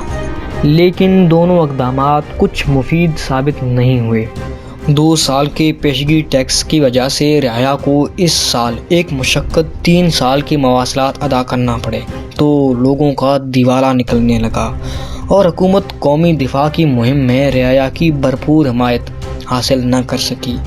دوسرا اقدام یعنی فصیل کی تعمیل، جس پر پورے 1 سال کے مواصلات صرف ہو گئے، اس لیے بے سود رہا کہ اس کی تعمیر مکمل ہونے سے پہلے ہی جنگ شروع ہو گئی۔ ان اقدامات کے علاوہ شاہ نے ایرانی اور خراسانی قبائل سے مزید افراد فوج میں بھرتی کرنے کا حکم بھی دے دیا تھا۔ سرحد کے قریب واقع غیر مستحکم دفاع والے شہروں کی آبادی کو وہ اس سے پہلے ہی احتیاطاً وہاں سے دوسرے شہروں میں منتقل کر چکا تھا۔ چند ہفتوں کی تیاری کے بعد خوارزم شاہ 4 لاکھ سپاہیوں کا لشکر لے کر شمال مشرقی سرحدوں کی طرف روانہ ہوا اور سفر کرتا ہوا 17 دسمبر 1219 کو بخارا پہنچا۔ 2-3 دن یہاں قیام کر کے وہ آگے روانہ ہوا اور سمرقند پہنچ گیا۔ اس دوران شمال مشرق سے جوجی اپنے لشکر کے ساتھ خوارزم کی سرحدوں کی طرف پیش قدمی کرتا آ رہا تھا۔ خوارزم شاہ کو جوجی کے قریب آنے کی خبر ملی تو اس نے سب سے پہلے 15,000 سپاہیوں کو شہزادہ جلال الدین کے ماتحت کر کے حکم دیا کہ وہ دریائے سندھ عبور کر جائیں اور تاتاریوں کے راستوں میں گھات لگا کر بیٹھ جائیں۔ جب تاتاری وہاں سے گزریں تو ان پر اچانک حملہ کر دیا جائے۔ اس طرح بے خبر دشمن بھاری جانی نقصان اٹھا کر پسپا ہو جائے گا اور ممکن ہے کہ اس پہلی شکست سے مرعوب ہو کر وہ مزید پیش قدمی کی ہمت نہیں کر پائے گا۔ 15,000 سپاہی جلال الدین کی کمان میں دریا کے پار خاصی دور جا کر پہاڑی دروں میں گھات لگا کر بیٹھ گئے۔ جلال الدین کو روزانہ اطلاعات ملتی رہیں کہ 20,000 تاتاریوں کا لشکر اسی طرف آ رہا ہے، مگر اس موقع پر بے حد حیرت انگیز اور انتہائی افسوسناک بات پیش آ گئی۔ تاتاریوں کو اپنے جاسوسوں کے ذریعے یہ اطلاع مل گئی کہ جلال الدین کا لشکر ان کی گھات میں چھپا ہوا ہے۔ جنگ شروع ہونے سے پہلے ہی تاتاریوں کو اس قدر اہم اور خفیہ خبریں فوری طور پر مل جانا اس بات کا ثبوت تھا کہ خوارزم فوج میں غداروں کی کوئی کمی نہیں تھی۔ تاتاریوں نے یہ اطلاع ملتے ہی اپنا سارا رخ تبدیل کر لیا اور مختلف راستوں سے دائیں بائیں پھیل کر جلال الدین کی فوج کو بے خبری میں گھیرا۔ تاتاریوں کا حملہ تاریک شم میں امڈانے والے طوفان ریلے کی طرح تھا۔ خوارزمی فوج میں ایسی بھگدڑ مچی کہ بہت سے سپاہی شہید یا زخمی ہو گئے، باقی جان بچا کر بھاگ نکلے۔ شہزادہ جلال الدین نے ڈٹ کر مقابلہ کرنے کے بعد فتح ناممکن دیکھ کر آخرکار پسپائی کو ترجیح دی اور وہ بڑی مشکل سے دشمن کے گھیرے سے نکلے اور ایک طویل سفر کر کے واپس باپ کے پاس پہنچے۔ خوارزم شاہ اپنی فوج کی بدحالی دیکھ کر آگ بگولا ہوا۔ اس نے فوراً فیصلہ کیا کہ اب بلا تاخیر بھاری لاؤ لشکر کے ساتھ پیش قدمی کر کے صف بستہ جنگ کی جائے گی۔ جوجی نے خوارزم کی سرحدوں کی طرف لوٹ مار کے لیے کچھ منگول بھیج دیے تھے جو دریائے سیوں کے آس پاس واقع دیہاتوں پر شب خون مار کر غلہ، مویشی اور خوراک کے ذخائر لوٹ لیتے، مزاحمت کرنے والوں کو قتل کر کے اور مکانات کو آگ لگا کر پہاڑی دروں میں روپوش ہو جاتے۔ اس چھیڑ چھاڑ کا مقصد رسد و خوراک کے ساتھ ساتھ خوارزم شاہ کو ان پہاڑوں اور دروں میں داخل ہونے کی دعوت دینا تھا جو اس کے لیے موت کا جال ثابت ہو سکتے تھے۔ خوارزم شاہ اپنی سرحد عبور کر کے دریا کی 2 شاخوں کے درمیان ایک ایسی جگہ پہنچا جہاں ہزاروں لاشیں خاک و خون میں لت پت تھیں۔ معلوم ہوا کہ ایک دن قبل یہاں تاتاریوں اور توق توغان کے مابین جنگ ہوئی تھی جس میں تاتاری غالب آ گئے تھے۔ اس کے بعد اسے معلوم ہوا کہ تاتاری انہی پہاڑوں میں پیچھے ہٹ رہے ہیں اور زیادہ دور نہیں ہیں۔ خوارزم شاہ نے اس موقع پر فوج کے ایک حصے کو کافی سمجھتے ہوئے 4 لاکھ میں سے اکثر سپاہیوں کو دریا کے کنارے چھوڑا اور خود بقیہ لشکر کے ساتھ ان تنگ گھاٹیوں اور راستوں میں داخل ہو گیا جن کے دونوں طرف بلند پہاڑ سر اٹھائے کھڑے تھے۔ خوارزم شاہ سطح مرتف پامیر اور کوہ تیان شان کے سائے میں سفر کر رہا تھا۔ احمد اللہ مصطوفی قزوینی کے بیان کے مطابق یہ علاقہ والیات کاشغر کی حدود میں شمار ہوتا تھا۔ تاتاریوں کے تعاقب میں ایک دن کے سفر کے بعد خوارزمی افواج صبح سویرے ایک شجر پوش طویل اور تنگ وادی میں جا پہنچی۔ جوجی اپنے لشکر کے ساتھ اسی وادی کے دوسرے کنارے پر پڑاؤ ڈالے ہوئے تھا۔ اب طبل جنگ شروع ہو گیا تھا۔ اس لڑائی کے آغاز کے ساتھ ہی خون ریز اور وحشت ناک معرکہ آرائیوں کا ایک ایسا سلسلہ شروع ہو گیا جس نے عالم اسلام کی نصف سے زائد آبادی کو موت کی نیند سلا دیا۔ جنگ کی آگ شعلے برسا رہی تھی۔ تاتاری اور ترک سوار آپس میں گتم گتھا ہو چکے تھے۔ تاتاریوں کے تیز رفتار دستے تلواریں سونتے ہوئے خوارزمی شمشیر زنوں سے بھڑے ہوئے تھے۔ خوارزم شاہ کو جلد ہی احساس ہو گیا کہ اس تنگ وادی میں اس کی فوج بری طرح پھنس چکی ہے۔ سوار دستوں کے لیے تیزی سے نقل و حرکت کرنا دشوار ہو رہا تھا۔ تیر انداز اپنی مہارت کا مظاہرہ کرنے کے لیے مناسب موقع کی تلاش میں تھے، مگر یہاں دونوں فوجیں اس طرح مل رہی تھیں کہ اپنے ہی سپاہیوں کا تیروں کی زد میں آنا طے تھا۔ میدان میں موجود تاتاری تعداد میں خوارزمی سپاہیوں کے نصف سے بھی کم تھے، لیکن یہ کمی ان کے لیے فائدہ مند ثابت ہوئی۔ خوارزمی فوج کی اکثر صفیں جگہ نہ ہونے کی وجہ سے اپنی دیگر صفوں کے سپاہیوں کے شانہ بشان نہیں لڑ سکتی تھیں۔ ان کی جو صفیں آگے تاتاریوں سے نبر آزما تھیں، وہاں تاتاری بری طرح تباہی مچا رہے تھے۔ پیش قدمی کرنے والے تاتاریوں کے ہر اول دستوں نے آس پاس سے میدان صاف کر دیا۔ اب وہ دو طرف سے گھیرا ڈال کر خوارزم شاہ کو گرفتار کرنے کی کوشش کر رہے تھے۔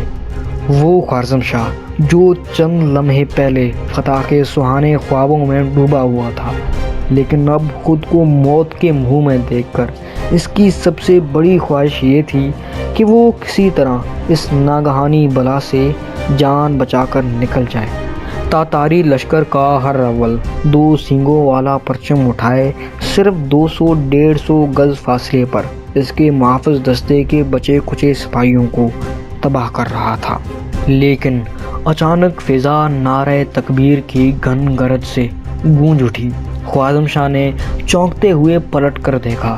شہزادہ جلال الدین، جن کے پاس لشکر کے دائیں بازو کی قیادت تھی، اپنے لشکر سمیت وادی کے ایک گوشے سے اس طرف لپک رہے تھے۔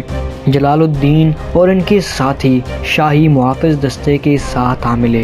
شاہی محافظ دستے کے منتشر سپاہیوں اور اپنے جانثاروں کو مرتب کر کے جلال الدین نے اپنے والد کے ارد گرد نرغہ ڈالنے کی کوشش کرنے والے دشمنوں پر حملہ کر دیا۔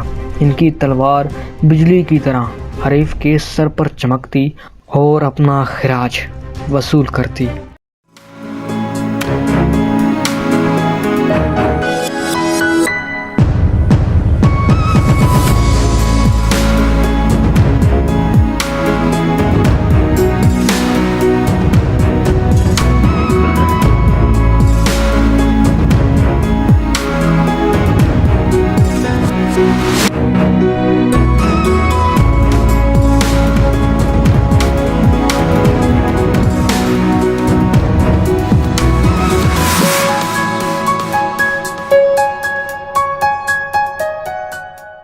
جلال الدین کے پے در پے حملوں سے تاتاری منتشر ہو کر پیچھے ہٹ گئے اور قلب کی صفیں پھر سے مرتب ہو گئیں۔ لڑائی کا پانسا لمحہ با لمحہ بدل رہا تھا۔ کئی بار مسلمان آگے بڑھے اور کئی بار تاتاری ان کو دھکیل کر پیچھے لے گئے۔ دونوں لشکروں کی صفیں میدان کی تنگی کے باعث نیم دائرے کی صورت اختیار کر چکی تھیں۔ سورج غروب ہونے پر بھی موت و حیات کا یہ معرکہ جاری تھا۔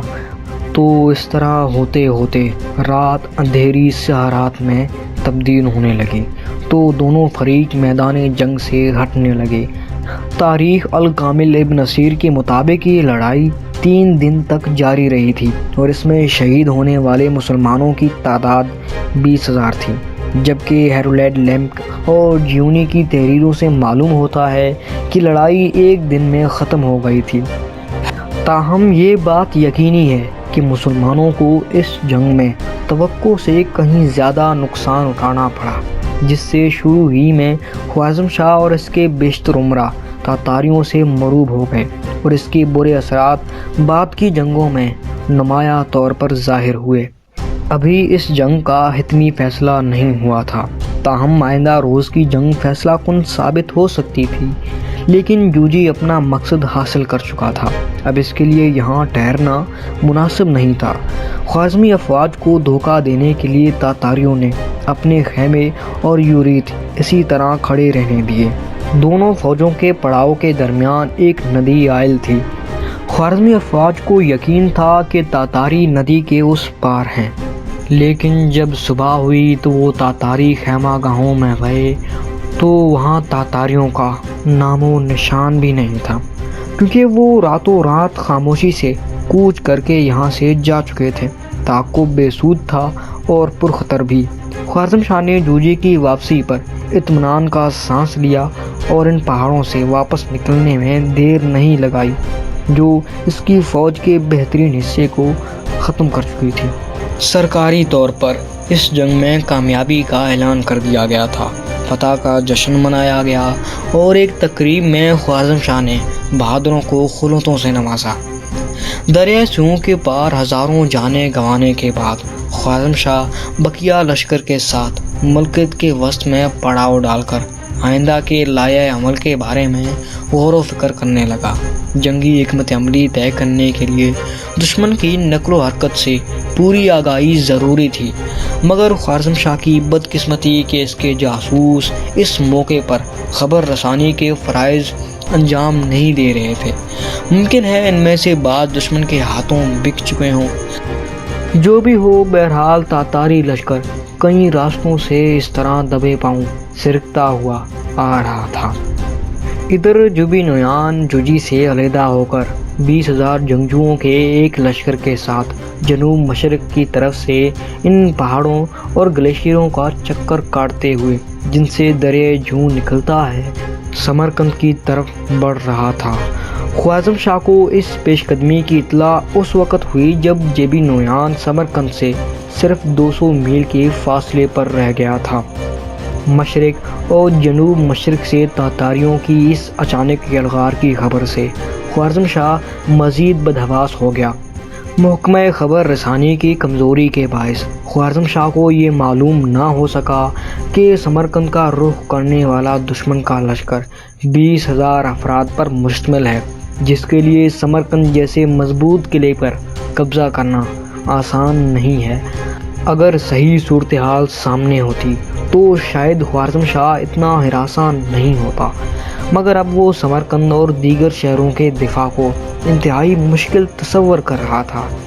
اس نے جنگی مشاورت طلب کی، مگر یہاں بھی علاء الدین محمد خوارزم شاہ نے اپنے عمرا حتیٰ کہ اپنے بیٹے کی رائے کو بھی تسلیم نہیں کیا۔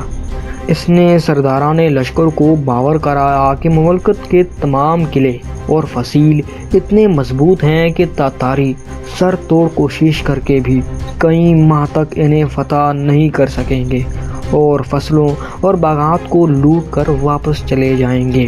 لہٰذا ایک جگہ فیصلہ کن جنگ کے بجائے مختلف مقامات پر فصیل بند ہو کر دفاع کرنا کافی ہے۔ اس مفروضے کو بنیاد بنا کر خوارزم شاہ نے اپنی کل فوج میں سے 2 لاکھ سپاہی الگ کر کے انہیں سلطنت کے مختلف شہروں کی حفاظت کے لیے تقسیم کر دیا۔ یانیال خان کو 50,000 سپاہی دے کر اترار کے دفاع کے لیے مقرر کیا گیا۔ قتل خان کو 10,000 افراد کے ساتھ شہر کند کی حفاظت سونپی۔ فخر الدین النوسی کو حکم دیا کہ سجستان کی فوج کو ساتھ ملا کر ترمز کا دفاع کریں۔ بلخمور خان اور ابو محمد کو بلخ کی نگرانی پر مقرر کر دیا۔ بخارا کو کسی فوری حملے سے محفوظ سمجھ کر اس کی فصیل کو ناقابل عبور گمان کرتے ہوئے شاہ نے اس کی حفاظت کے لیے صرف 30,000 سپاہی متعین کرنا کافی سمجھا۔ یہ سپاہی دربار خوارزم کے حاجب اعلیٰ اغل حاجب عناج خان اور اختیار الدین کشکی کی کمان میں دے دیے گئے۔ تو خوارزم شاہ نے زیادہ تر فوج اس طرح منتشر کر دی اور باقی 1,10,000 سپاہیوں کو لے کر خود سمرقند روانہ ہو گیا، جہاں اس وقت بظاہر سب سے زیادہ خطرہ تھا، کیونکہ مخبروں کے بیان کے مطابق تاتاری لشکر سمرقند سے صرف 200 میل کے فاصلے پر نقل و حرکت کر رہا تھا۔ مگر بہت جلد یہ بات واضح ہو گئی کہ شاہ کی حکمت عملی حقیقت کے بالکل برعکس غلط فہمیوں پر استوار تھی۔ سمرقند کے آس پاس نظر آنے والا لشکر جیبی نویان کے 20,000 سپاہیوں پر مشتمل تھا، صرف شاہ کو اسی طرف متوجہ رکھنے کے لیے نمائشی پیش قدمی کر رہا تھا۔ دوسری طرف بخارا، جسے شاہ مکمل طور پر محفوظ سمجھ رہا تھا، تاتاریوں کی ہولناک یلغار کی زد میں آ چکا تھا۔ چنگیز خان اپنی اصل فوج کے ساتھ صحراؤں سے نکل کر عنقریب عقب سے بخارا پر حملہ کرنے والا تھا۔ تاریوں کی ایک اور فوج دریائے سیوں کے ساتھ واقع تاشقند اور اترار پر حملہ کر چکی تھی۔ تاشقند کسی قابل ذکر مزاحمت کے بغیر فتح ہو گیا، مگر اترار کی سنگین فصیلیں دیر تک تاتاریوں کے درد سر بنی رہیں۔ حاکم اترار ینال خان ہی وہ شخص تھا جس نے تجارتی قافلے کو جاسوسی کے الزام میں قتل کرایا تھا، اور چنگیز خان نے بدلے میں اسی کو خوارزم شاہ سے طلب کیا تھا۔ اس لحاظ سے چنگیز خان کے نزدیک اترار کا محاذ نہایت اہمیت کا حامل تھا۔ اس نے اپنے دو بیٹوں اوکتائی اور چغتائی کو اترار پر حملہ ور فوج کی کمان سونپ کر سختی سے یہ تاکید کی کہ وہ ینال خان کو ہر قیمت پر زندہ گرفتار کر کے اس کے روبرو پیش کریں۔ تاتاری لشکر دریائے سیہون عبور کر کے اترار کے سامنے نمودار ہوا اور سختی سے شہر کا محاصرہ کر لیا۔ تاتاری سپاہی روزانہ مختلف سمتوں سے فصیل پر حملہ ور ہوتے، مگر خوارزمی سپاہیوں کی تیر اندازی اور سنگ باری سے گھائل ہو کر پیچھے ہٹ جاتے۔ تاتاریوں کے نقصانات زیادہ ہونے کے باوجود انہیں اپنے قلب لشکر سے کمک ملنے کا اطمینان تھا۔ محاصرہ طویل سے طویل تر ہوتا گیا۔ آخر کار خوارزم شاہ نے اس محاذ کی اہمیت کا احساس کرتے ہوئے 10,000 سپاہیوں کا ایک بڑا دستہ حاجب کراچا کی قیادت میں اترار کے حاکم کے لیے روانہ کر دیا۔ سخت محاصرے کے باوجود حاجب کراچا شہر میں داخل ہونے میں کامیاب ہو گیا۔ ینال خان کی خاموشی قابل دید تھی۔ اس کا خیال تھا کہ یہ غیبی مدد اترار کے سامنے دشمن کی عبرت ناک شکست کا باعث بن سکتی ہے، مگر افسوس صد افسوس، حاجب کراچا کے دل میں بزدلی اور موت سے کراہت کا فرض پیدا ہو چکا تھا۔ ینال خان کسی اور نظریے سے سوچ رہا تھا اور وہ کسی اور زاویے سے سوچ رہا تھا۔ دونوں کی سوچ بالکل مختلف تھی۔ 4 ماہ کے محاصرے کے بعد اب شہر میں خوراک کے ذخیرے ختم ہوتے جا رہے تھے اور بہت جلد فاقوں کی نوبت آ گئی تھی۔ ایک رات اترار میں ایسی آئی کہ تمام لوگ سو رہے تھے، مگر کراچا کے سپاہیوں نے شہر کے دروازے کھول دیے۔ ینال خان کو اس کارروائی کا علم اس وقت ہوا جب تاتاریوں کے دستے شہر کے دروازوں سے اندر داخل ہو رہے تھے۔ کراچا کی غداری پر وہ لہو کے گھونٹ پی کر رہ گیا۔ تیر کمان سے نکل چکا۔ آخری کوشش کے طور پر اس نے اپنے اہل و عیال اور جانثار ساتھیوں کو قلعے کے اندر جمع کر لیا اور دروازے بند کر لیے۔ اس وقت اس کے پاس 20,000 سپاہی باقی رہ گئے۔ اترار کا شہر منگولوں کی ہولناکیوں سے غرق ہو گیا تھا۔ اس کے بعد کراچا کو اوکتائی خان کے پاس لے جایا گیا۔ کراچا مستقبل کے بہترین سپنے دیکھتا ہوا اوکتائی خان کے پاس گیا۔ اوکتائی خان نے اسے اپنی قوم سے غداری کرنے پر سخت برا بھلا کہا اور خوب گالیاں دی اور اپنے سپاہیوں کو حکم دیا کہ اس کی گردن اڑا دیں، اور اس کی گردن اڑا دی گئی۔ تاتاریوں نے چنگیز خان کے حکم کے مطابق ینال خان کو گرفتار کر لیا۔ اترار سے جاتے ہوئے تاتاریوں نے جوش انتقام میں فصیل، شہر، قلعے اور مکانات کو بالکل تہس نہس کر کے رکھ دیا۔ یہ تاتاری لشکر جو یلغار کی ابتدا ہی سے چنگیز خان کی اصل افواج سے علیحدہ سرگرم رہا تھا، اپنی مہم سے فارغ ہو کر اب سمرقند روانہ ہوا، جہاں عنقریب چنگیز خان محاصرہ کرنے والا تھا۔ چنگیز خان اپنے چھوٹے بیٹے تولی خان کو ساتھ رکھتے ہوئے کسی نامعلوم مقام سے بڑی خاموشی کے ساتھ دریائے سیہون عبور کر کے صحرائی وسطوں میں داخل ہو گیا۔ وہ خوارزمی آبادیات کو اپنے بائیں ہاتھ کی سمت چھوڑتا ہوا ان سے کئی 100 میل پرے بحیرہ ارال کے ساتھ ساتھ صحرا میں سفر کرتا رہا۔ پھر صحرا قزلقم کا چکر کاٹ کر وہ شمال مغرب کی سمت سے بخارا کی طرف بڑھنے لگا، جبکہ اس کے بے خبر حریف مشرق کی طرف رخ کر کے تاتاری یلغار کا انتظار کر رہے تھے۔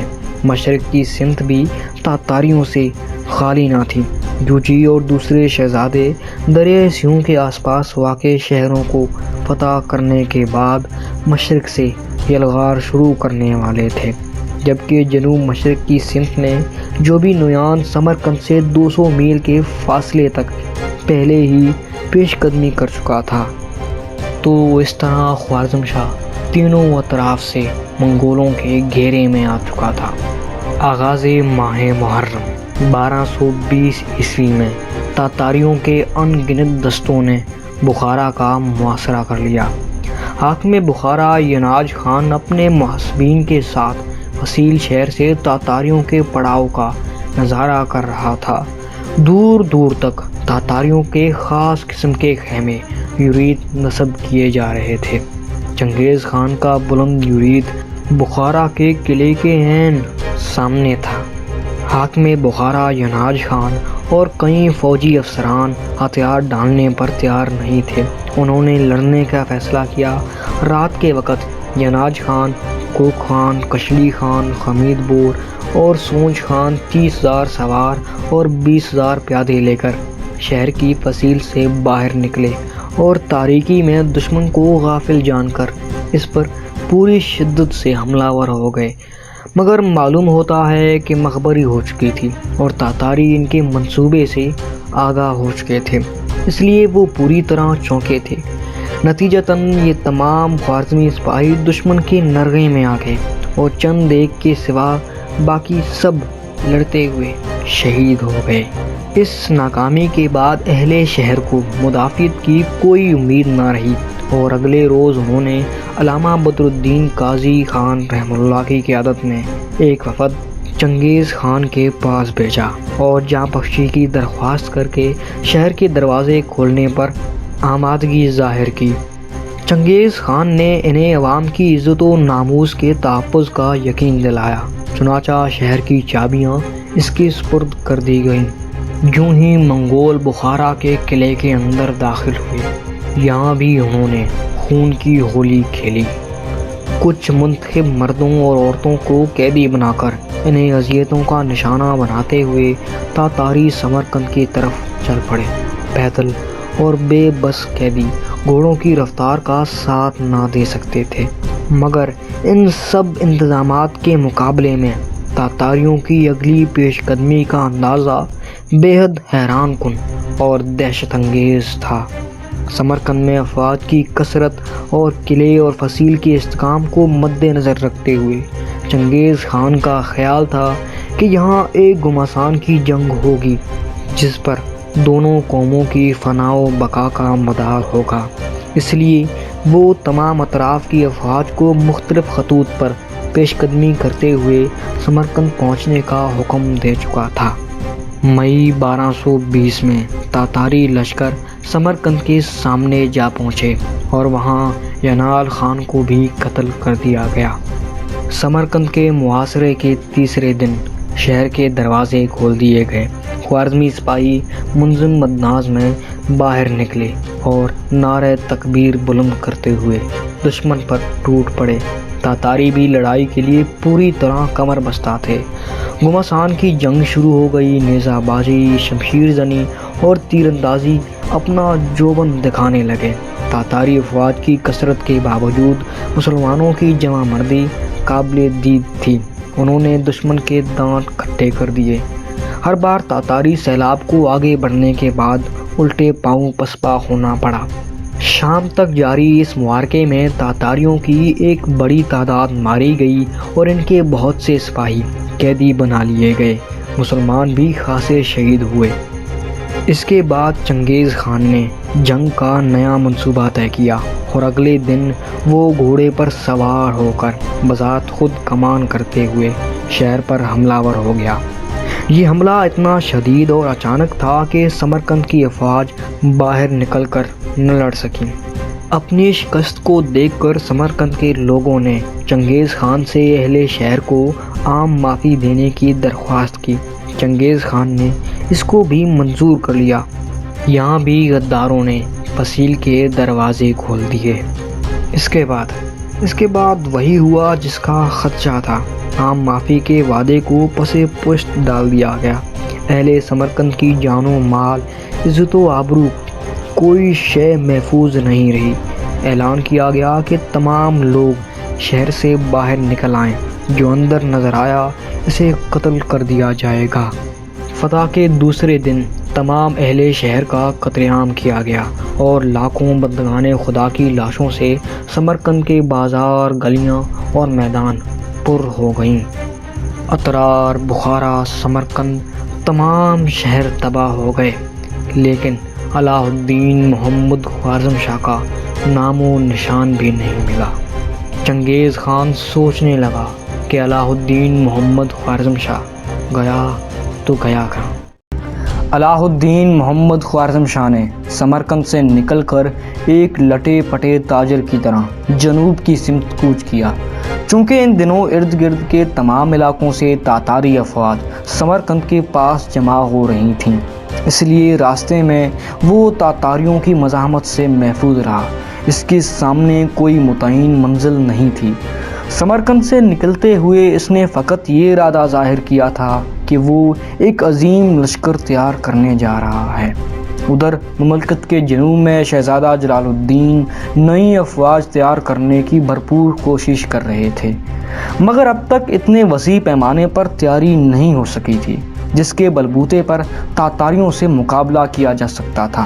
شہزادہ جلال الدین کی کوششوں کا خاطر خواہ نتیجہ برآمد نہ ہونے کی وجہ یہ بھی تھی کہ عوام کو قیادت پر اعتماد نہیں رہا تھا۔ سلطنت کے اہم ترین شہروں کو اتنی آسانی سے دشمن کے ہاتھوں میں دینے والا حکمران ان کے نزدیک اس قابل نہ تھا کہ اس کے ماتحت لڑ کر وہ جنگ میں کامیابی کی امید کر سکتے تھے۔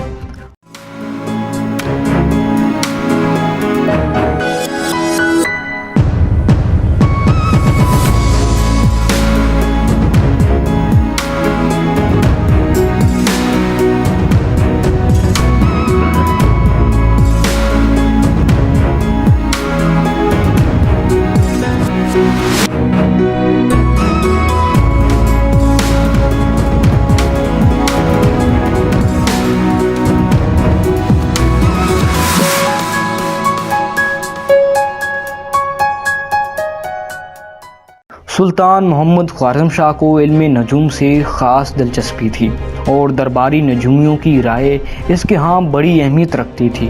تشویش اور تذبذب کے ان ایام میں ایک دن اس نے نجومیوں سے مشورہ طلب کیا۔ ان نجومیوں نے سلطان کے شکوک کو یقینی بناتے ہوئے فوراً کہا، سرکار فی الحال آپ کا ستارہ گردش میں ہے، جب تک وہ نوست کے اثرات سے باہر نہ آ جائے آپ کو مقابلے میں نہیں نکلنا چاہیے۔ ممکن ہے اس سے قبل خوارزم شاہ میں حوصلے کی کوئی رمق باقی ہوگی، مگر اس فریبی گروہ کی بات پر یقین کرنے کے بعد وہ بالکل مایوس ہو گیا۔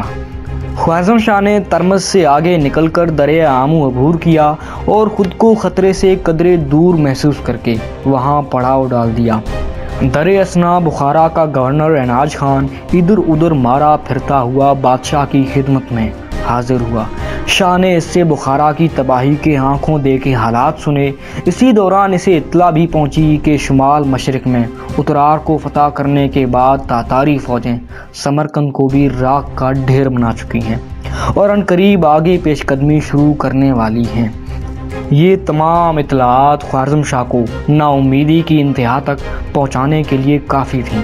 سمرقند کی فتح سے تاتاریوں کے لیے تمام ماورل نہر پر تسلط کا راستہ صاف ہو چکا تھا۔ خوف اور وسوسوں کے درمیان ہچکچاتے ہوئے آخر شاہ نے ہندوستان کا رخ کیا۔ اس کے خوش آمدی اور مشیر اسے یہی راہ دکھا رہے تھے۔ خوارزم شاہ نے بڑی سرعت سے اس سمت سفر شروع کیا۔ اس کی بے چینی و جلد بازی کا یہ عالم تھا کہ بلخ پہنچنے تک اس نے راستے میں کسی مقام پر پڑاؤ نہیں کیا۔ تاتاریوں کے حملے سے پہلے خوارزم شاہ نے اپنے سب سے چھوٹے بیٹے شہزادہ رکن الدین کو شمالی ایران اور عراق کے کوہستانی علاقوں کا والی مقرر کیا تھا۔ یہ علاقے ابھی تاتاریوں کی دسترس سے باہر تھے۔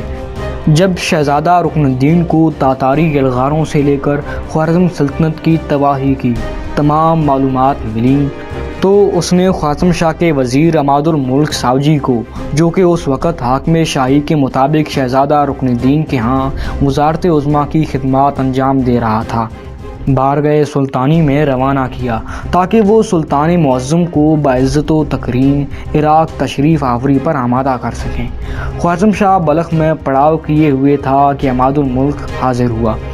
اس نے خواصم شاہ کو مشورہ دیا کہ دشمنوں کے حالیہ غلبے کے بعد مصلحت یہی ہے کہ عراق کی طرف کوچ کیا جائے، اس طرح آپ دشمن کی دسترس سے دور ہو جائیں گے اور وہاں پر باہری لاؤ لشکر جمع کر کے تاتاریوں کو بھرپور شکست دینے کی تیاری کر سکیں گے۔ عماد الملک کی گفتگو سے پہلے بھی وطن کی محبت خواصم شاہ کو شکستہ خاطر اور پریشان کر رہی تھی۔ وہ ہندوستان کے سفر کی ابتدا ہی میں متذبذب ہو گیا تھا۔ اس نئے مشورے کو سن کر وہ فوراً عراق جانے پر آمادہ ہو گیا۔ در حقیقت وہ کسی مدافعت کی تیاری کے بجائے صرف اپنی جان بچانے کا خواہش مند تھا۔ شہزادہ جلال الدین، جو خواصم شاہ کی خدمت میں موجود تھا، اس عاجلانہ فیصلے پر خاموش نہ رہ سکا۔ اس نے خواصم شاہ سے کہا کہ جہاں پناہ میری رائے یہ ہے کہ جس قدر لشکر جمع کرنا ممکن ہو یہیں جمع کیا جائے اور دشمن کی طرف پیش قدمی کی جائے۔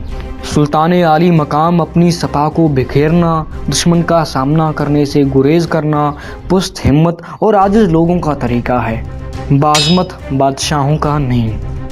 اور اگر سلطان عالی مقام اس سے متفق نہ ہوں اور عراق جانے کا فیصلہ فرما چکے ہوں تو وہ شوق سے تشریف لے جائیں، مگر لشکر کی کمان میرے حوالے کرتے جائیں۔ میں وہ فوج لے کر دریائے جیوں کے کنارے مورچہ بندی کروں گا اور دشمن کو دریا عبور کرنے کا موقع نہیں دوں گا۔ بیٹے کی گفتگو کو وہ فقط بہلاوے کا سامان اور جذباتی ہیجان تصور کر رہا تھا۔ شہزادہ جلال الدین نے چند بار اسی مضمون کی تکرار کی اور ادب و احترام کے دائرے میں رہ کر باپ کو سمجھانے کی کوشش کی، مگر ہر کوشش بے سود رہی۔ ان تمام باتوں کے جواب میں خواصم شاہ کا جواب یہ تھا: شاہی تاج کے لیے اپنا سر مت گنوا، اس لیے کہ تو ماں کے پیٹ سے شاہی تاج پہن کر نہیں آیا۔ مختلف مواضعوں پر شکست کھانے کے بعد خوارزمی افواج کا دم ختم ہو چکا تھا، پھر بھی چنگیز خان کو یہ فکر لاحق تھی کہ خواصم شاہ ایران یا افغانستان کے کسی حصے میں اپنی افواج کا شیرازہ جمع کر کے اس کے لیے مشکلات پیدا کر سکتا ہے۔ مگر انہی دنوں ایک ملت فروش نے چنگیز خان کے سامنے بچے کچے خوارزمی لشکر میں پھوٹ ڈالنے کا ایک تیر بہدف نسخہ پیش کر کے اس کی یہ فکر دور کر دی۔ اس ملت فروش کا نام بدر الدین امید تھا۔ چنگیز خان نے اس کی باتوں میں بڑی دلچسپی لی۔ بدر الدین نے چنگیز خان کو یقینی کامیابی کا نسخہ سمجھاتے ہوئے کہا کہ خواصم شاہ کا اپنی والدہ اور اس کے جنگجو قبیلے سے انتظامی معاملات میں اکثر اختلاف رہتا ہے۔ اگر خواصم شاہ اور اس کے ننہال کے درمیان اختلاف کی خلیج کو وسیع سے وسیع تر کرنے کی کوشش کی جائے اور مزید بے اعتمادی کی فضا پیدا کر دی جائے تو فوج میں پھوٹ پڑ جائے گی۔ چنگیز خان اور اس کے غدار میں خاصی دیر تک مشورہ جاری رہا۔ آخر اس منصوبے کو عملی جامہ پہنانے کے لیے بدر الدین نے چنگیز خان کو رائے دی کہ ایک جعلی خط تیار کرایا جائے جس میں ترکان خاتون کے رشتہ دار امراء کی جانب سے چنگیز خان کو سلطان علاء الدین محمد خواصم شاہ کے خلاف اپنے مکمل تعاون کا یقین دلایا گیا ہو، اور اسی خط کی پشت پر چنگیز خان کی جانب سے ان کی پیشکش کا مثبت جواب ہو۔ چنگیز خان نے اس سے اتفاق کرتے ہوئے ایک جعلی خط تیار کرایا۔ طے شدہ منصوبے کے مطابق ایک شخص کو یہ خط دے کر خواصم شاہ کی خدمت میں بھیجا گیا، جو بظاہر خواصم شاہ کا ہمدرد مگر اندر سے چنگیز خان کا جاسوس تھا۔ اس نے شاہ کی خدمت میں حاضر ہو کر بتایا کہ کچھ امرائے سلطنت خواصم شاہ کے خلاف سازش کر رہے ہیں اور وہ ان کا ایک اہم خط چرا کر لایا ہے۔ شاہ نے اس کی باتوں کا یقین کر کے جب وہ جعلی خط پڑھا تو اس کے تھکے ہوئے اعصاب پر بجلی گر پڑی۔ اسے یہ توقع نہ تھی کہ ایسے نازک حالات میں اس کے ننہال رشتہ دار اس کا ساتھ دینے کے بجائے اس کے بدترین دشمن سے مل جائیں گے۔ خواصم شاہ ترکان خاتون کے اقراب امراء کو چنگیز خان کا حلیف سمجھ کر ان سے سخت بددل ہو گیا۔ اس کے بعد خوارزم شاہ پر کچھ حملے بھی ہوئے جس میں خوارزم شاہ کے سپاہیوں کو خاصا نقصان پہنچا۔ اس سانحے کے بعد خوارزم شاہ کی ذاتی کمان میں صرف 20,000 فوج باقی رہ گئی۔ اب اسے کسی پر اعتماد نہ رہا تھا۔ تاتاریوں سے شکست کے بعد اپنوں کی غداری نے اس کے اعصاب شکل کر دیے۔ بدر الدین کی سازش نے خوارزمی قوت کو توڑنے میں راتوں رات وہ کام کر دکھایا جو چنگیز خان کے دلیر ترین جرنیل کئی مہینوں میں نہیں کر سکے تھے۔ اس سازش کے ساتھ خود ترکان خاتون بھی شاہ سے سخت دل گرفتہ ہو گئیں۔ چنگیز خان نے اس موقع سے فائدہ اٹھاتے ہوئے اس کے اور خوارزم شاہ کے مابین اختلاف کو مزید وسیع کرنے کی کوشش کی اور ایک غدار کو اس کی خدمت میں حاضر کیا۔ چنگیز خان کا مقصد یہ تھا کہ جب تک وہ خوارزم شاہ سے نمٹ نہیں لیتا ترکان خاتون مطمئن رہے اور اس کے خلاف جہاد میں حصے دار نہ بنے۔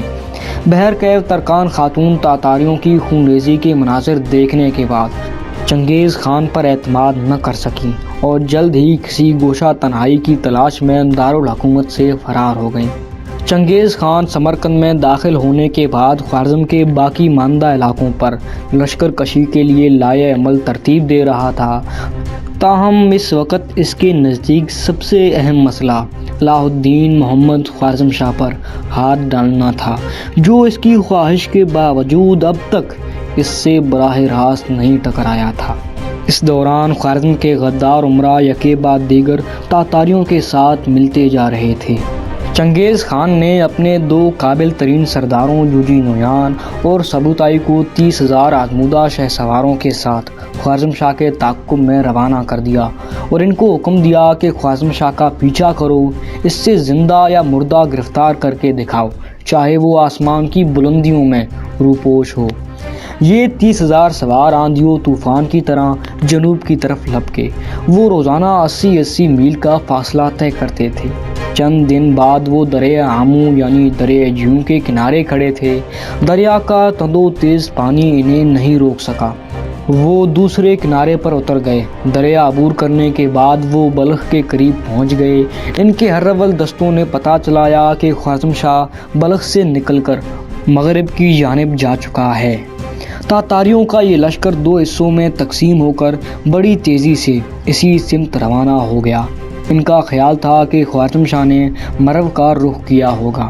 مرو دریا جوں کے مغرب میں سلطنت کا ایک مضبوط اور وسیع شہر تھا۔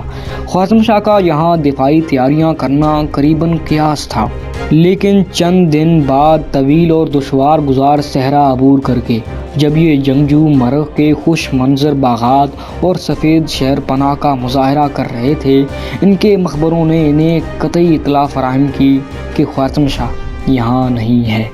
علاء الدین محمد خوارزم شاہ ویران و بیاباں آباد علاقوں سے گزرتا ہوا شمالی ایران کا کوہستانی سلسلہ عبور کر کے نیشا پور پہنچا۔ اس نے اپنے خیال میں نہایت تیز رفتاری کا مظاہرہ کیا تھا اور تاتاری لشکر کو سینکڑوں میل دور چھوڑ آیا تھا، لیکن در حقیقت تاتاری لشکر کتوں کی طرح اس کی بو سونگھتے ہوئے اس کے تعاقب میں چلے آ رہے تھے۔ نیشا پور میں چند دن گزارنے کے بعد اسے ملک کے مختلف علاقوں سے تاتاریوں کی غارت گری اور خونریزی کی خبریں موصول ہونے لگیں۔ پھر ایک دن اچانک اسے اطلاع ملی کہ ایک تاتاری لشکر اس کے تعاقب میں اس جانب آ رہی ہے۔ یہ خبر سنتے ہی خوارزم شاہ نے اپنے تمام امراء کو طلب کیا، انہیں شہر کی حفاظت کرنے کی تاکید کی اور خود شکار کا اظہار کرتے ہوئے نیشا پور سے نکل گیا۔ خوارزم شاہ راستے میں پڑنے والی ہر بستی اور ہر شہر کے باشندوں کو یہ تاکید کرتا جا رہا تھا، اپنے بچاؤ کی فکر کرو، تاتاریوں سے مزاحمت مت کرو تاکہ ان کی خون آشام تلواروں کی گھاٹ سے محفوظ رہ سکو۔ اس قسم کے تاکیدی فرمان تمام صوبوں کے حاکموں اور قلعے داروں کے نام روانہ کر دیا گیا۔ خوارزم شاہ کی اس پست ہمتی سے عوام اور حکام کا رہا سہا جذبہ بھی سرد پڑ گیا۔ اس کے بعد قلعے اور شہر کسی مزاحمت کے بغیر فتح ہونے لگے۔ لوگوں نے اپنے آپ کو مکمل طور پر دشمن کے رحم و کرم پر چھوڑ دیا۔ نیشا پور سے آگے نکل کر خوارزم شاہ نے یہ خطرہ محسوس کرتے ہوئے سوچا کہ کہیں تاتاری افواج اچانک دارالحکومت پر حملہ نہ کر دیں۔ تیز رفتار سواروں کا ایک دستہ اورگنج روانہ کر دیا تاکہ وہ ترکان خاتون سمیت شاہی خاندے کی تمام مستورات، ان کے بچوں اور خزانے کو اس کے پاس لے آئیں۔ سر پر دوڑتے ہوئے رات دن ایک کر کے یہ شہسوار جب دارالحکومت پہنچے تو تاتاریوں کی یلغار کے خدشات سے وہاں کی فضا سہمی ہوئی تھی۔ ترکان خاتون نے دیگر اہل خاندان کے ساتھ اپنے اس گلشن بے خار سے کوچ کی تیاریاں کیں، جہاں اس نے سلطان تخش کی زوجیت میں اپنی جوانی کی پرلطف، سرگرم اور یادگار ایام گزارے تھے، جہاں سلطان علاء الدین محمد کی والدہ کی حیثیت سے اس کے نام کا ڈنکا بجتا رہا، جہاں شمش و قمر حیرت زدہ ہو کر اس کے روب و دبدبے کا نظارہ کرتے تھے۔ دنیا نے یہاں اس کے جاہ و جلال کے ایک طویل دور کا مشاہدہ کیا تھا۔ آج ملکہ ترکن خاتون اپنے اس محل کو چھوڑ کر نامعلوم منزل کی طرف روانہ ہو رہی تھی۔ اسے اب تو یہ بھی پتہ نہ تھا کہ اس زمین کی جانب لوٹنا کبھی نصیب ہوگا بھی یا نہیں۔ شہر سے نکلنے سے پہلے ترکن خاتون نے ایک بڑی غلطی کی۔ دارالحکومت میں کوئی 20 کے لگ بھگ دیگر مختلف شاہی امراء تھے۔ ملکہ ترکن خاتون نے اس خدشے سے کہ دارالحکومت کو خالی پا کر ان میں سے کوئی شخص حکمرانی کا دعوے دار نہ بن جائے، ان سب امراء کو قتل کرا دیا۔ ایک روایت کے مطابق ان سب کو دریائے آمو میں غرق کر کے موت کے گھاٹ اتار دیا گیا۔ جب ترکان خاتون اورگنج سے روانہ ہوئیں تو خیال تھا کہ پہلے عمر خان کے شہر یازر جا کر دم لے گی۔ سفر کے دوران عمر خان نے ملکہ کا بہت خیال رکھا، ہر ممکن خدمت کی، مگر بے رحم ترکان خاتون نے مصیبت کی اس گھڑی میں اس کا ساتھ چھوڑ دیا۔ یازر کے قریب پہنچ کر اسے شک ہوا کہ عمر خان اسے چھوڑ جائے گا۔ اس نے اسی وقت اسے بندھوا کر بے دردی سے مار ڈالا۔ نیشا پور سے چل کر سلطان علاء الدین محمد نے رے میں قیام کیا۔ تعاقب کرنے والے تاتاری لشکر نے بھی نیشا پور سے ہوتے ہوئے رے کی طرف پیش قدمی کی۔ خوارزم شاہ گھبراہٹ کے عالم میں رخت سفر باندھ کر اس قلعے کی طرف روانہ ہوا، جہاں شہزادہ رکن الدین غور شاہ بے چینی کے ساتھ اس کا منتظر تھا۔ جب علاء الدین محمد خوارزم شاہ قلعے کے قریب پہنچے تو شہزادے نے بھی قلعے سے آگے آ کر اس کا استقبال کیا۔ خوارزم شاہ کی والدہ ترکان خاتون اس کے حرم اور خزانے سمیت اس کے پاس آ پہنچی تھیں۔ ان خزانوں کے بھاری بھرکم صندوق کے ساتھ آگے سفر تیز رفتاری کے ساتھ جاری نہ رہ سکا۔ آخر کار سلطان نے اپنا خزانہ تاج الدین عمر بستامی نامی ایک امیر کے حوالے کر کے اسے حکم دیا کہ اسے رے کے نواح میں قلعہ اردھان میں رکھوا دے۔ اردھان عراق کا نہایت مستحکم قلعہ تھا۔ تاج الدین عمر نے یہ خزانہ اردھان کے قلعے میں شاہ کے نائب کے حوالے کر دیا اور وصولی کی رسید شاہ کی خدمت میں پیش کر دی۔ اس جھنجھٹ سے جان چھڑا کر خوارزم شاہ مازندران کی طرف رواں دواں تھا۔ مازندران کا علاقہ نہایت دشوار گزار پہاڑوں پر مشتمل تھا۔ یہ بحیرہ طبرستان یعنی بحیرہ خضر کے ساتھ واقع تھا۔ یہاں کے قلعے نہایت محفوظ اور ناقابل تسخیر شمار ہوتے تھے۔ شاہ کو امید تھی کہ یہاں وہ تاتاریوں کے پنجے سے محفوظ رہ سکے گا، مگر دوسری طرف اس کا تعاقب کرنے والے تاتاری دستے اب لمحہ بہ لمحہ اس کے نزدیک آتے جا رہے تھے۔ ہمدان سے کچھ آگے انہوں نے خوارزم شاہ کو آ لیا۔ شاہ کے محافظ دستے میں اب بھی 20,000 سپاہی موجود تھے، مگر تاتاریوں کا حملہ اس قدر اچانک اور اتنا شدید تھا کہ کوئی مدافعت نہ کر سکے۔ محافظوں کی ایک بڑی تعداد قتل کر دی گئی۔ البتہ خوارزم شاہ تیروں سے زخمی ہونے کے باوجود اپنے چند مصاحبین اور حرم کے ساتھ فرار ہونے میں کامیاب ہو گیا۔ خوارزم شاہ کا وزیر عماد الملک بھی اس حملے میں جاں بحق ہو گیا۔ اس کے بعد خوارزم شاہ مازندران پہنچ گیا۔ اس سنسان کوہستان میں خوارزم شاہ کی بہن شاہ خاتون رہتی تھیں۔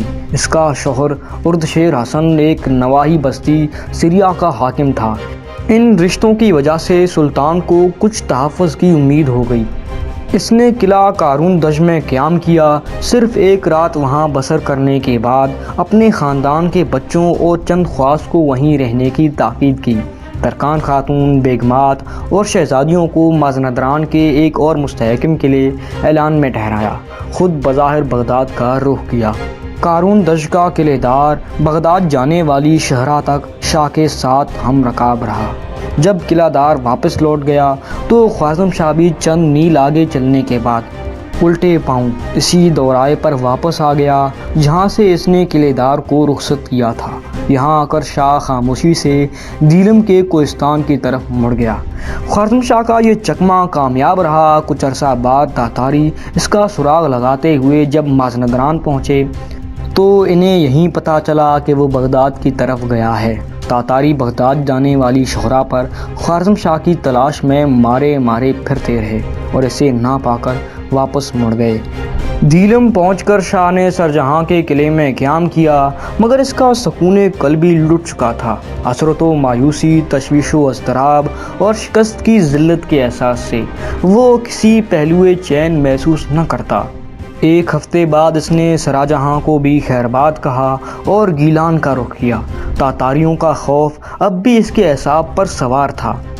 اس بے چینی کے عالم میں ایک دن اس نے اپنے ایک مصاحب سے پوچھا، کیا اس زمین پر کوئی جگہ ایسی ہے جہاں میں سکون کا سانس لے سکوں؟ اس کے مصاحبین نے اسے مشورہ دیا کہ جب تک اس کے بیٹے اور امراء تاتاریوں سے مقابلے کے لیے ایک طاقتور فوج تیار نہ کر لیں، اسے بحیرہ خضر کے کسی جزیرے میں روپوش رہنا چاہیے۔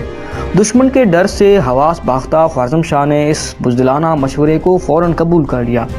وہ اپنے چند خصوصی مصاحبین کے ساتھ بھیس بدل کر عجیب و غریب ہیئت میں بحیرہ خضر کی طرف روانہ ہو گیا۔ دشوار گزار پہاڑی دروں اور پیچیدہ راستوں سے گزر کر یہ چھوٹا سا قافلہ سمندر کے مغربی ساحل پر ماہی گیروں کی ایک بستی میں پہنچا۔ خواصم شاہ خستہ حال ہوتا جا رہا تھا۔ پے در پے ذہنی و جسمانی تکالیف نے اسے بیمار کر دیا۔ مسلسل ذہنی اور جسمانی تکالیف کی وجہ سے اس کی صحت بہت گر گئی اور اسے کئی بیماریوں نے آ دبوچا۔ بستی میں سب کو علم ہو چکا تھا کہ وہ کون ہے، مگر اس کی یہ شہرت نقصان دہ ثابت ہوئی۔ ایک مقامی غدار نے تاتاریوں کو اس کی موجودگی کی اطلاع دے دی۔ تاتاری لشکر جو ایران اور عراق کے پہاڑوں میں شاہ کی تلاش میں رات دن ایک کیے ہوئے تھے، یہ اطلاع پاتے ہی اس بستی کی طرف لپکے۔ حسن اتفاق سے خواصم شاہ کو عین وقت پر دشمن کی آمد کی خبر مل گئی اور وہ اپنے ساتھیوں سمیت ایک کشتی میں بیٹھ کر بھاگ نکلا۔ تاتاری حملہ وروں نے ساحل پر پہنچ کر دیکھا کہ خواصم شاہ کی کشتی بحیرہ خضر کی لہروں کو چیرتی ہوئی دور نکلتی جا رہی ہے۔ اپنے شکار کو اس قدر قریب پا لینے کے بعد بھی پھر ہاتھوں سے نکلتا دیکھ کر وہ مشتعل ہو گئے۔ انہوں نے کشتی کی سمت تیروں کی بوچھاڑ کر دی۔ کچھ تیر کشتی کے اندر اور کچھ اس کے آس پاس گرے، مگر وہ خطرے کی زد سے جلد ہی باہر نکل گئی۔ کچھ جنوبی تاتاری گھڑ سوار اس کے تعاقب میں سمندر میں کود گئے اور گہرے پانی میں جا کر ڈوب گئے۔ کشتی بحیرہ خضر کی لہروں پر ہچکیلیں کھاتی ہوئی گہرے سمندر کی جانب چلی جا رہی تھی۔ علاء الدین محمد خواصم شاہ اب اپنی مملکت کی آخری حدود سے بھی باہر جا چکا تھا۔ حسرت اور غم سے اس کا برا حال تھا۔ بے چینی اور اضطراب کی شدت سے وہ کشتی کے تختوں سے سر ٹکرا رہا تھا اور افسوس کے ساتھ بار بار یہ کہہ رہا تھا، سبحان اللہ، ہمیں اپنی عظیم سلطنت میں سے 2 گز زمین کا ٹکڑا بھی میسر نہ رہا کہ جس میں ہم دفن ہو سکیں۔ ہاں واقعی دنیا کسی رہنے والے کا گھر نہیں ہے۔ خواصم شاہ گرفتار نہ ہو سکا، مگر اس کی زندگی کا ہر لمحہ موت سے بدتر تھا۔ کشتی بحیرہ خضر کی وسعتوں میں جزیرہ آب سکون کے کنارے لنگر انداز ہوئی۔ خواصم شاہ کے خدمت گاروں نے اس کی روپوشی کے لیے یہ جگہ منتخب کی تھی۔ ایک پرانا اجاڑ سا قلعہ اس جزیرے کی ویرانی کی داستان سنا رہا تھا۔ یہاں پہنچ کر خواصم شاہ کے اضطراب میں قدرے کمی واقع ہوئی۔ خواصم شاہ اس جزیرے میں ایک چھوٹے سے خیمے میں پڑا رہتا تھا۔ اس کے 3 بیٹے جلال الدین منقبرتی، قطب الدین اضلاع اور آق سلطان اس کے ساتھ تھے، جبکہ چوتھا بیٹا غیاث الدین اپنے زیر انتظام صوبے کے کسی قلعے میں رہ گیا تھا، جبکہ چھوٹا لڑکا رکن الدین بھی اس کے ساتھ نہ آ سکا تھا۔ شاہ ان کے لیے بے حد فکر مند تھا۔ علاء الدین محمد خواصم شاہ کو بھوئرے خضر کی آغوش میں زندہ درگور کر کے تاتاری واپس پلٹے اور مازندران کے قلعوں پر حملہ ور ہو کر ان سب کو یکے بعد دیگر فتح کرتے چلے گئے۔ قلعہ قارون دج میں خوارزم شاہ کے کچھ مصاحبین اور شاہی خاندے کے بچے پناہ لیے ہوئے تھے۔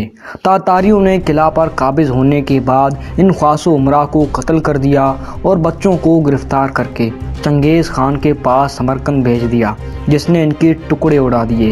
قلعہ اردھان سے تاتاریوں کو خوارزم شاہی مملکت کا عظیم خزانہ ہاتھ لگا، جس کی قیمت قیاس سے بالا تر تھی۔ سونے، چاندی اور جواہرات کے انبار چنگیز خان کو بھجوا دیے گئے۔ قلعہ اعلان میں ترکان خاتون، خوارزم شاہ کی بیگمات، شہزادیاں، بچے اور وزیر مملکت نظام الملک محمد بن صالح پناہ گزین تھے۔ تاتاری 4 ماہ کے طویل محاصرے کے بعد بھی قلعے کی بلند فصیل کو نہ پھلانگ سکے۔ وہ علاقہ جو ہر سال چشموں اور بارش کے تسلسل کے باعث سیراب رہتا تھا، یکا یک پانی کی کمی کا شکار ہو گیا۔ بارش بالکل بند ہو گئی، قلعے میں پانی کے ذخائر ختم ہو گئے۔ قلعے میں موجود لوگ بارش کے منتظر تھے، جس کے چند دھارے انہیں حیات نو بخش سکتے تھے، مگر بارش نہ ہوا۔ 10-15 روز موت و حیات کی کشمکش میں گزارنے کے بعد آخر کار محاصرین قلعہ کے دروازے کھول کر باہر نکل آئے اور خود کو دشمن کے حوالے کر دیا۔ جوں ہی وہ باہر نکلے، آسمان پر کالی گھاٹیاں چھانے لگیں اور اس قدر بارش برسی کہ جل تھل ہو گیا۔ پانی کے ریلا سیلاب کی طرح قلعے کے دروازے سے نکلتا دکھائی دیتا تھا۔ یہ مثال ہے، مطلب منگولوں کا طوفان ان پر آ گیا تھا۔ گرفتار ہونے والوں میں سے تمام بچوں کو قتل کر دیا گیا۔ بیگمات اور شہزادیوں کو تاتاری شہزادوں اور سرداروں نے آپس میں بانٹ لیا۔ چنگیز خان کرلتائی کی تقریب کے دوران ترکن خاتون کے ہاتھوں اور پیروں میں زنجیریں ڈلوا کر اسے سب کے سامنے بلاتا اور برسر مجلس اس کی ذلت اور رسوائی کا یہ منظر دیکھ دیکھ کر اپنے فاتحانہ ذوق کی تسکین کرتا۔ بھوئرے خضر کے اس سنسان جزیرے میں شہزادہ جلال الدین اپنے والد کے ساتھ نہایت بے چینی اور اداسی کے دن گزار رہے تھے۔ اس ویرانے کو باقی دنیا سے کوئی تعلق نہ تھا۔ باہر کیا ہو رہا ہے، ہمارے عوام کس حال میں ہیں، شہزادہ رکن الدین کی مدافعت اب تک برقرار ہے یا نہیں، غیاث الدین کا کیا حال ہے، کیا تاتاریوں کی پیش قدمی رک گئی ہے یا وہ ہندوستان کی سرحدوں تک اپنے پرچم گاڑ چکے ہیں، بوڑھی دادی ترکان خاتون اور ان کے ساتھ خاندان کی دیگر خواتین کی عزت محفوظ ہے یا نہیں۔ اس قسم کے لاتعداد سوالات انہیں پریشان کیے رکھے تھے۔ مہینے 2 مہینے میں کبھی کبھی کوئی سرکاری کارندہ ہزاروں وقتوں اور آفتوں کا سامان کرنے کے بعد کسی طرح اس جزیرے تک پہنچنے میں کامیاب ہو جاتا تو اس جزیرے کے پناہ گزینوں کو باہر کی کوئی خبر مل جاتی، مگر ہر نئی اطلاعات پہلے سے بڑھ کر تشویشناک ہوتی۔ علاء الدین محمد خوارزم شاہ زندگی کے آخری دن گن رہا تھا۔ وہ کئی امراض میں مبتلا تھا۔ وہ جلال الدین اور دیگر خدام سے بار بار کہہ رہا تھا، مجھے جلد از جلد خوارزم لے چلو، جہاں سے میری حکومت کا آغاز ہوا تھا، مگر نہ وہ سفر کے قابل تھا اور نہ باہر کی دنیا دیکھنے کے قابل تھی۔ بعض آنے جانے والوں کے ذریعے اس نے دارالحکومت اورگنج کے امراء کو مزید تاکیدی پیغامات بھی بھیج دیے تھے کہ ہم پر حملہ ور دشمن غیر معمولی ہے، اس سے صلح اور اطلاعات کا معاملہ کر کے جان بچائی جائے۔ شاہ کی حالت روز بروز گرتی جا رہی تھی۔ اسی عالم میں ایک دن اس پر قیامت ٹوٹ پڑی۔ اسے اطلاع ملی کہ اس کی ماں، بیگمات، بیٹیاں اور دیگر شہزادیاں اس کے بدترین دشمن کے چنگل میں آ گئی ہیں۔ یہ پیغام خوارزم شاہ کے لیے موت کی آہٹ ثابت ہوئی۔ شدت غم کی تیز آنچ نے اس کی جان کو جھلسا کر رکھ دیا اور قلب و جگر اس کی حرارت سے پگھل کر خون کے لوتھڑے بن گئے۔ وہ بے حس و حرکت ہو کر بستر سے لگ گیا۔ اب شاہ کا آخری وقت تھا۔ جلال الدین، دوسرے شہزادے، ایان سلطنت اور چند خدام اس کے ارد گرد کھڑے تھے۔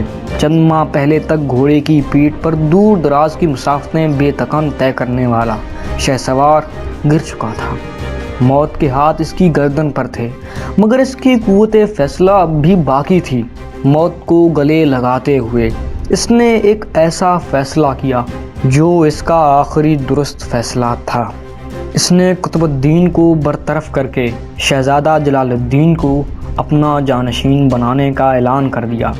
اس نے لرزتی ہوئی آواز میں کہا، سلطنت کے حلقے ٹوٹ چکے ہیں، حکومت کی دیواریں کمزور ہو کر زمیں بوس ہو گئی ہیں، دشمن کا پلہ بھاری ہو چکا ہے، اس نے ہمارے ملک میں قدم جما لیے ہیں، ہماری زمین پر داند گاڑ لیے گئے ہیں، اب تاتاریوں سے میرا انتقام میرا بیٹا من قبرتی ہی لے سکتا ہے، تو اب میں اسے اپنا جانشین مقرر کرتا ہوں۔ پھر اس نے قطب الدین اور آق سلطان کو تاکید کرتے ہوئے کہا، اس کی اطاعت اور اس کی تابعداری کی لڑی میں منسلک رہنا تمہاری ذمہ داری ہے۔ یہ کہہ کر سلطان نے اپنی شاہی تلوار تھامی، جلال الدین کو قریب بلایا اور تلوار ان کی کمر سے باندھ دی۔ یہ شہزادے کے جانشینی کی علامت تھی۔ اس فیصلے کے 3 دن بعد سلطان علاء الدین محمد خواریزم شاہ کی روح پرواز کر گئی۔ عظمت کے شاندار ابواب سے گزر کر قسم پرسی اور ذلت کے عبرتناک مناظر دیکھنے والی آنکھیں بے نور ہو کر بند ہو گئیں۔ اسے اس کی اپنی قمیض اور غسل دینے والے ایک خادم کے امامے میں کفن دیا گیا۔ انجام حسرتناک کا مظاہرہ تو آپ کر چکے ہیں، مگر انتہا یہ ہے کہ خوارزم شاہ کی لاش کو مرنے کے بعد بھی چین نہ ملا۔ اس کے جانشین جلال الدین نے تخت سنبھالنے کے بعد کچھ امراء کو بھیج کر جزیرہ آب سکون کے ویرانے سے باپ کی لاش نکلوائی اور بڑے اعزاز و اکرام کے ساتھ رے سے 35 میل دور واقع اردھان کے قلعے میں امانتاً دفن کرا دی، تاکہ بعد میں اصفہان میں ایک شاندار مقبرہ تعمیر کرا کے اس کی لاش کو سکون بخشے۔ مگر سچ تو یہ ہے کہ اس گمنام جزیرے میں خوارزم شاہ کا دفن رہنا ہی بہتر تھا، کیونکہ کئی سال بعد تاتاریوں نے قلعہ اردھان پر قبضہ کر لیا اور اپنے دشمن کی قبر کو کھود کر اس کی ہڈیاں برآمد کر لیں، جو چنگیز خان کے جانشین اوکتائی خان کی خدمت میں پیش کی گئیں۔ اوکتائی خان نے انہیں جلا کر راکھ کر ڈالا۔ اب تو گھبراتے ہیں کہ مر جائیں گے، مر کے بھی چین نہ پایا تو کدھر جائیں گے۔ دوستو، یہاں سے history of Khwarazm empire season 1 اختتام پذیر ہوتا ہے۔ اگر آپ کو ہسٹری آف خوارزم امپائر کا یہ پہلا سیزن اچھا لگا تو اس ویڈیو کو لائک کریں اور ہمارے پلے لسٹ میں جا کر آپ history of Khwarazm empire season 1 کو بھی پورا دیکھیں، اور اس ویڈیو کو دوستوں کے ساتھ شیئر کریں اور چینل کو سبسکرائب بھی کر دیں، تاکہ ہماری ہر نئے آنے والی ویڈیوز کی نوٹیفیکیشن آپ کو بلا تاخیر ملتی رہے۔ تب تک کے لیے شکریہ اور خدا حافظ۔